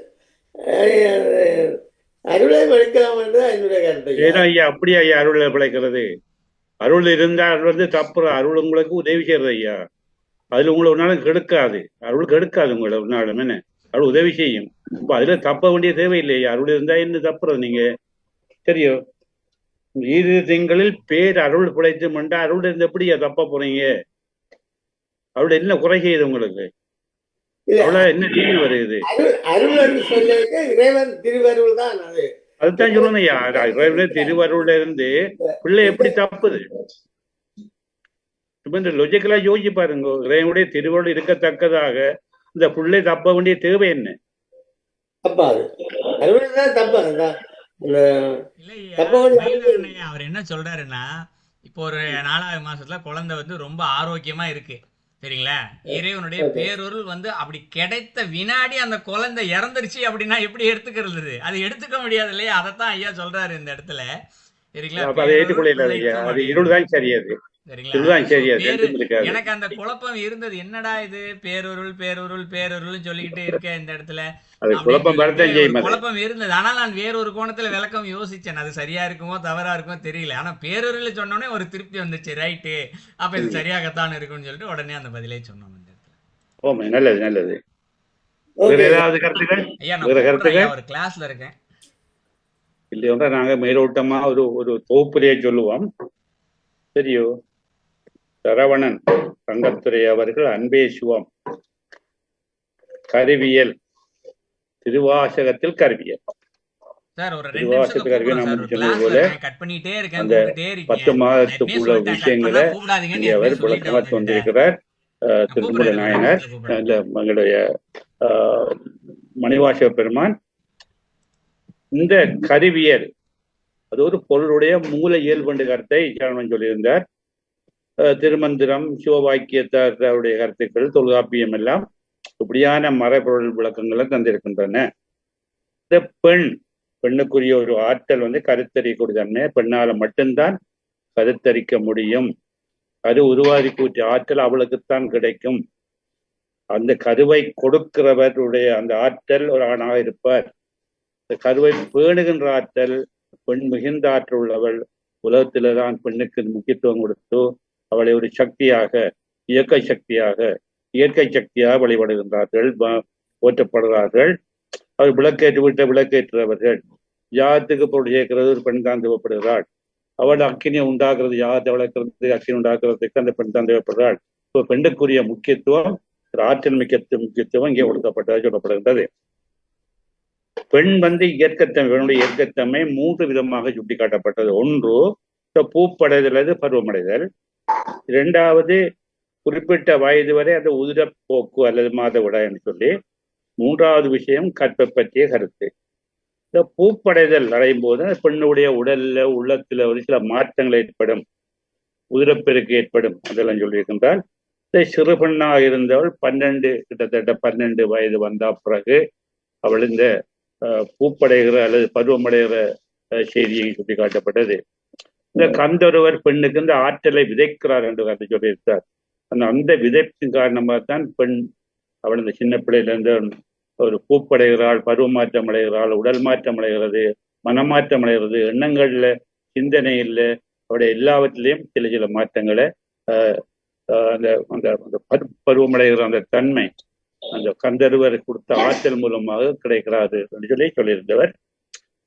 இந்த பூப்படைந்த காலத்தை கொண்டு நாங்கள் அவளுக்கு திருமணத்துக்குரிய ஆயத்தத்துக்குரிய காலம் என்ற கருத்தை சொல்லப்பட்டது. அந்த நாள்ல சீதை 12 வயதா இருக்கிறது, ராமருக்கு 16 வயது திருமணம் செய்து கொண்டார்கள். ஆனால் அது அந்த காலம். இப்போது கால மாற்றத்துல சில வித்தியாசங்கள் இருக்கின்றது. 20 வயது, 25 வயது, 30 வயதுல கூட பெண்களுக்கு திருமணம் நடந்து கொண்டிருக்கின்றது. அதுக்கு பல காரணங்கள் இருக்கலாம். படிக்கிறது, உத்தியோகம் பார்க்கிறது, பல சம்பவம் இருக்கலாம். இந்த குழந்தை உருவாகிறதுக்கு மிக அடிப்படையானது ஆண் பெண் சேர்க்கை. ஒரு விதைக்கப்பட்ட ஆற்றல் அது வளர்ந்து இந்த ஆற்றலாக ஒவ்வொரு அந்த திருமணம் மூலமாக வந்து அந்த ஆற்றல் நாளுக்கு நாள் வளர்ந்து வந்து அது மேலும் வளராமல் இருக்கிறதுக்கு இறைவன் உதிரப்பெருக்கை ஏற்படுத்தி பிறகு அந்த உதிரப்பெருக்கை கட்டுப்படுத்தி இருக்கிறார். அந்த உதிரப்பெருக்கு வீணாகிற அந்த காலத்தை கட்டுப்படுத்துகிற ஒரு நிலைதான் இந்த திருமணம் என்ற பந்தம் ஏற்பட்டதாகவும், அதுல வந்து அந்த கருவானது ஆண் பெண் சேர்க்கையால கரு குழந்தையாக ஒரு 10 மாதம் வரையில அது தாயிட வயிற்றிலிருந்து வருகிறது சொல்லியும், ஆரம்பத்துல கரு ஒரு சின்ன புள்ளி போல மயிலின் தோயில இருக்கிற நிறத்திலே வர அந்த சின்ன புள்ளி போல ஒரு தன்மை இருக்கிற சொல்லியிருந்தார். இந்த புள்ளிதான் கரு என்று சொல்லியும், அந்த கருவுக்குள்ளே இரத்தங்கள், நரம்புகள், உறுப்புகள் சேர்ந்து தோற்றம் பெறுவதற்கு இறைவன் தாக்கி அந்த கருவிலை ஆற்றலை கொடுக்கிறார் என்று சொல்லியும் அந்த ஆற்றல் மூலமாக குழந்தை வளர்கிறது என்று சொல்லியும் சொல்லப்பட்டிருந்தது. சிவாக்கிற பாடலை சொல்லியிருந்தால் 2 திங்களாய் அடங்கி என்று சொல்லி கை 2 கண் 2 கால் 2 எல்லாம் அப்படியே சேர்ந்து அந்த பிள்ளை வளர்கிற செய்தியை சொல்லியிருந்தவர். கற்பு என்பது கற்பிக்கப்படுதல். இதற்கு உதாரணமாக சினிமாவை பற்றி சொல்லியிருந்தார். சினிமாவில் இதை பற்றி சொல்லப்படுவது கற்பனை என்று சொல்லி அதைக்கு தப்பிக்கொள்ள பார்க்கிறார்கள். பொருள்காப்பியம் பெறுவதற்கும் கொடுப்பதற்கும் உரிய தகுதி, அதான் கற்பை சொல்லியிருந்தார். பெறுவது ஆணின் சுக்கிலத்தை பெறுவது, ஒரு ஆற்றலை பெறுவது. கொடுப்பது பெண்ணின் சுயோடனத்தை கொடுப்பது, அந்த சுக்கிலம் சுயோடனும் சேர்ந்து கரு உருவாகும். சிலருக்கு கருக்களையும், சிலருக்கு அந்த குழந்தை இறந்து பிறக்கும். அந்த கருவை சுமக்கக்கூடிய தகுதி உடையவளா என்ற அந்த பெண் பற்றி சொல்லியிருந்தார். அதுக்கு ஒரு கதையை சொல்லியிருந்தார். ஜமதக்கு நிம்மருடைய கதையை சொல்லி கற்பை பற்றி சொல்லியிருந்தார். ரிஷி பத்தினியை பற்றி சொல்லியிருந்தார். ரிஷிகள் தியானம் தவம், அவர்கள் மன ஒருமைப்பாடு உள்ள அந்த நிலை இருக்கிறவர்கள். ரிஷி பத்தினிகள் அவருக்கு துணையாக இருக்கிறன்னு சொல்லியும், கணவனுக்கு பணிவுடை செய்கிற என்று சொல்லியும், கணவனே கண்கண்ட தெய்வம் என்று சொல்லியும் ரிஷி பத்தினி விளங்குவார்கள். அந்த திசினுடைய ஆற்றல், அந்த பார்வை ஆற்றல் நெற்றிப்பொட்டில ஒளியாக பெண்ணுக்கு சேரும்போது அவள் கருத்தரித்து குழந்தை பிறக்கிறது என்று சொல்லி அந்த ஆற்றல் பிறக்கிறது என்று சொல்லி சொல்லப்பட்டிருந்தது. இது பொதுவான ஒரு அறிமுகத்தை சொல்லிவிட்டு திருவாசகத்தில் கருவியல் பற்றி அந்த பாடலை சொல்லியிருந்தார். போற்றி திருவகவல். அதிலே ஆரம்பத்தில் யானை முதல் எறும்புராய ஊனமில் ஜோனி செருவின உள்வினை பிழைத்தும் மானுட பிறப்பில் மாதா உதரத்து ஈனமில் செருமி செருவினை பிழைத்தும் என்று சொல்லி இந்த யானையை பற்றி ஒரு சிறப்பாக சொல்லுங்க. யானை ஒரு அறிவின் அடையாளமான ஒரு ஒரு உயிரினம். அது மூச்சுக்காற்று, அதில் இடைகளை பிங்களை சுழுமினை எல்லாம் ஒரு வழியை காட்டுறன்னு சொல்லியும், அதற்கு இந்த வாசனை 100 ஆற்றல் இருக்குன்னு சொல்லியும் இந்த யானையை பற்றி இங்கே குறிப்பிட்டதாக சொல்லியிருந்தவர். எறும்பை பற்றி சொல்லியிருந்தார். ஏன் எறும்பை பற்றி சொல்றார்? எறும்பு சுறுப்பு உற்சாகம், அது எப்போதும் இயங்கிக் கொண்டே இருக்கின்ற தன்மை கொண்ட அந்த பிராணி என்று சொல்லி அதையும் சொல்லியிருந்தார். மற்றது ஈறு என்பது ஒரு எல்லை, ஒரு அந்த எல்லையை தாண்டுதல். அந்த குறிப்பிட்ட இடத்துல ஈனமில் கிருமி செருவினை பிழைத்தும் யானை முதல் எறும்பு ஈறாக என்று சொல்லி அந்த ஒரு எல்லை வரையும். அப்ப இந்த பெரிய ஒரு உருவமான அந்த யானை, சிறிய உருவமான எறும்பு, ரெண்டையும் ஒப்பிட்டு பார்த்து இந்த எல்லையை சொல்லியிருந்தார். வினை என்று சொல்லும்போது வினை பிழைத்தும், வினை என்பது செயல், அறிவு, தத்துவம் என்று சொல்லியெல்லாம் அதை விளங்கப்பட்டிருக்கின்றது. ஊனமில் என்றது ஒரு பூர்ணத்துவமான, ஊனமில்லாத, குறைபாடு இல்லாத, ஒரு நிறைவான என்று சொல்லலாம். மானுடன் என்பது இங்கே மனிதரை குறிக்கின்றது. மும்பலங்களால் சூழப்பட்டவன் மனிதன், அல்லது மனத்தை உடைய மனிதன் என்று சொல்லி பெரியவை சொல்லுவார்கள். அவர் மனிதன் என்று சொல்லி மானுட பிறப்பில் மாதா உதர், மாதா என்பதற்குரிய விளக்கம் அம்மா, மாதா என்ற தாய், அண்ணன் சொல்லுவோம். மா என்பது பெரிய, மிக மேலான ஒரு பெருமையான. தா என்பது தருபவள், கொடுப்பவள், குழந்தையை உருவாங்கி கொடுப்பவள் ஆனபடி அவளுக்கு மாதா என்ற பெயர் ஏற்பட்டது. சரியோ? அப்படி அதை சொல்லிட்டவர் திரும்ப இருமதி விளைவின் ஒருமையில் பிழைத்தும். இருமை என்று சொல்றதுக்கு 2 விஷயத்தை சொல்லியிருந்தார். ஒன்று தானாக அழிதல், ஒன்று செயற்கையாக அழிதல். கருவானதே தானாக அழியும், இது ஒரு காரணத்தால அது அழியக்கூடியது, இயற்கை அழியும். அது செயற்கையாக தாயினுடைய சில செயலால அந்த பிள்ளை அழியக்கூடியதா இருக்கும். அந்த அழிகிறது நரக வேதனை, இது அப்படி இருள் என்றெல்லாம் சொல்லக்கூடியதா இருக்கும். இருமதி என்பது இந்த ஆண் தன்மை பெண் தன்மை இவற்றில் இருக்கிற ஒருமை. இருமதி விளைவின் ஒருமையில் பிழைத்தும். ஆணாக பிறக்கலாம், அல்லது பெண்ணாக பிறக்கலாம், அல்லது அலியாகவும் பிறக்கலாம். அந்த உரிமை என்பது ஆண் அல்லது பெண் அல்லது அலி என்று சொல்லியிருந்தார். 3வது மாதம் வரை மதி என்று சொன்னவர் 4வது மாதம் இருந்து 8வது 9வது மாதம் வரைக்கும் திங்களை சொல்லுகின்றார். இங்கே மதி என்பது அறிவு, அது இயற்கையான அறிவு என்று சொல்லியும், அது மாதத்தை குறைத்தாலும் அந்த பிள்ளைக்கு ஏற்படுகின்ற தாய் மூலமாக ஏற்படுகிற அறிவு, இறைவனுடைய தன்மையில ஏற்ப அறிவு என்று சொல்லியும். இது 4வது மாதத்துல பேரிருள், பெரிய இருளாக இருக்கலாம், அந்த பிள்ளைக்கு பயமா இருக்கலாம், அந்த இருள் சத்தமாக இருக்கலாம் என்று சொல்லி கொள்ளப்பட்டது. முஞ்சுதல் என்பது இந்த காற்றை பயன்படுத்துதல். முஞ்சுதல் என்பதுக்கு நேரடியான பொருள் இறத்தல். சரவணன் சொன்னது போல இந்த காற்றை சரியாக பயன்படுத்தவில்லை என்றால் இந்த பிள்ளை இறக்கலாம் சொல்லி 6 திங்களில் ஊரல் என்பது வேறு தாக்கங்கள் சொன்னவர். 7 திங்களில் தாழ்புவிக்கு புவியீர்ப்பு. இந்த குழந்தை காலை நட்டி கையை நட்டி அசைந்து செய்வது புவியீர்ப்புன்னு சொல்லுகிறார், அசைவுன்னு சொல்லி. ஆனால் இன்னொரு நிலையில சொல்லப்படுறது, இந்த பிள்ளை தாயிர வயிற்றிலே தலைமேல் கால் கீழாக இருந்த நிலை மாறி தலை கீழாகவும் கால் மேலாகவும் அந்த திரும்புகிற நிலை ஒன்று ஏற்படும். அது 7ஆம் மாதம் நிகழ்வதாக சொல்லுங்க. அதையும் இங்கே சுட்டி காட்டலாம்னு நினைக்கிறேன். அப்ப இந்த புவியீர்ப்பினால அந்த பிள்ளை அசைகிறது சரி, அது தலைகீழாக அந்த பிள்ளை வருகிற நிலையும் சொல்லலாம். 8 திங்களில் கட்டமும் விளைத்தும். இந்த கட்டம் என்பதுக்கு மலம் என்று சொல்லியிருந்தார். இந்த நஷ்டம் நட்டம் என்று வரும், புஷ்பம் புட்பம் என்று வரும். அதே போல கட்டம் என்பது கஷ்டம் என்ற சொல்லுக்கும் பொருந்தக்கூடியதாக இருக்கும். இங்கே மலம் என்று சொல்ல பொருளும் இருக்கின்றது. இந்த பிள்ளை மலம் வாசனையில வருத்தப்படுவதாக சொல்லி இருக்கின்றார். அதனால் இந்த கட்டம் என்பதற்கு நாங்கள் அந்த பிள்ளை கஷ்டப்படுகிறது அல்லது துன்பப்படுகிறது, பிரியாசப்படுகிறது, மீட்சியது என்று எடுத்துக்கொள்ளலாம்னு நினைக்கிறேன். 9 வருகிற துன்பம், அந்த 9 வாரது ஒரு உணர்வு நிலை, ஒரு பயம், துன்பத்தை அனுபவிக்கிற நிலை. வரு என்று சொல்றது கர்ம வினை. கரு என்பது ஒரு விதிவசம், விதியாக சேர்றதுன்னு சொல்லி இங்கே 9 அந்த பிள்ளையாக துன்பத்தை அனுபவிக்கணும்னு சொன்னவர். தக்க தசமதி, தக்க என்பது சரியான பொருத்தமான 10வது மாதம். மதி என்பது ஒரு இயற்கையான விதி என்று சொல்லியிருந்தார். தாயோடு தான்படு. இந்த தாயோடு தான்படு என்பதற்கு இந்த தாய் அந்த குழந்தையை பெற்றெடுக்கிறதுக்கு அந்த பிரசவ பலி என்று கேள்விப்பட்டிருப்போம். அந்த பிரசவ பலியில் அவர் துடிக்கிறாள். அந்த துடிப்போடு சேர்ந்து பிள்ளையின் துடிக்கிறதை நாங்கள் அனுபவம் கண்டிக்கிறோம். அதையும் நாங்கள் எடுத்துக்கொள்ளலாம்.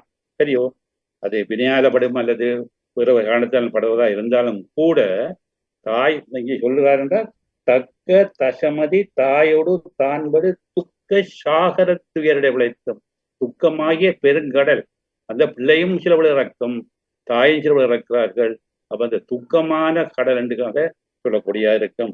அப்படியே 10 மாதம் நிறைவில் அந்த குழந்தை பிறந்து வருகின்றது. இதுதான் இங்கே திருவாசகத்தில் கருவியல் என்ற பொருளை பற்றி குறிப்பிட்ட விஷயங்கள். அவர் மிக அவர் முற்றோதல் செய்திருந்தாலும் அவர் பார்க்கல் என்று சொல்லாலும் கூட நிறைய விஷயத்தை எங்களுக்கு விளங்கப்படுத்துகிறார்.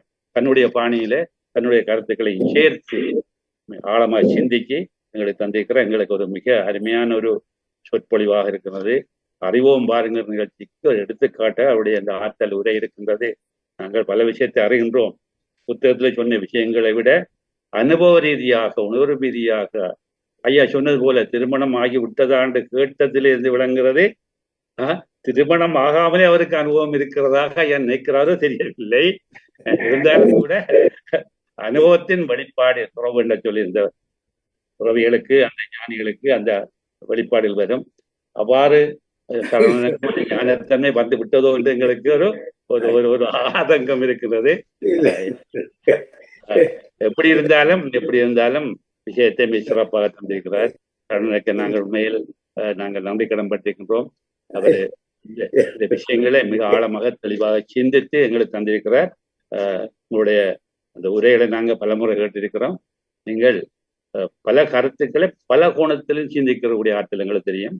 எனவே இந்த அறிவோம் பாருங்கள் நிகழ்ச்சியில் உங்களுடைய இந்த உரை உங்களுக்கு அறியக்கூடிய பல விஷயங்களை எடுத்து தொகுத்து விரித்து சிறப்பாக தந்திருக்கிறது என்ற ஒரு திருப்தி எங்களுக்கு ஏற்படுகின்றது என்று கூறி உங்களுக்கு எங்களுடைய இதயபூர்வமான வணக்கத்தையும் வாழ்த்துக்களும் தெரிவிப்பதோடு திருமூல யோகரைச்சாலை கனடா அன்பு உங்களுக்கு நம்மளுடைய இதயபூர்வமான மகிழ்வுரையும் தெரிவித்துக் கொள்ளுகின்றோம்.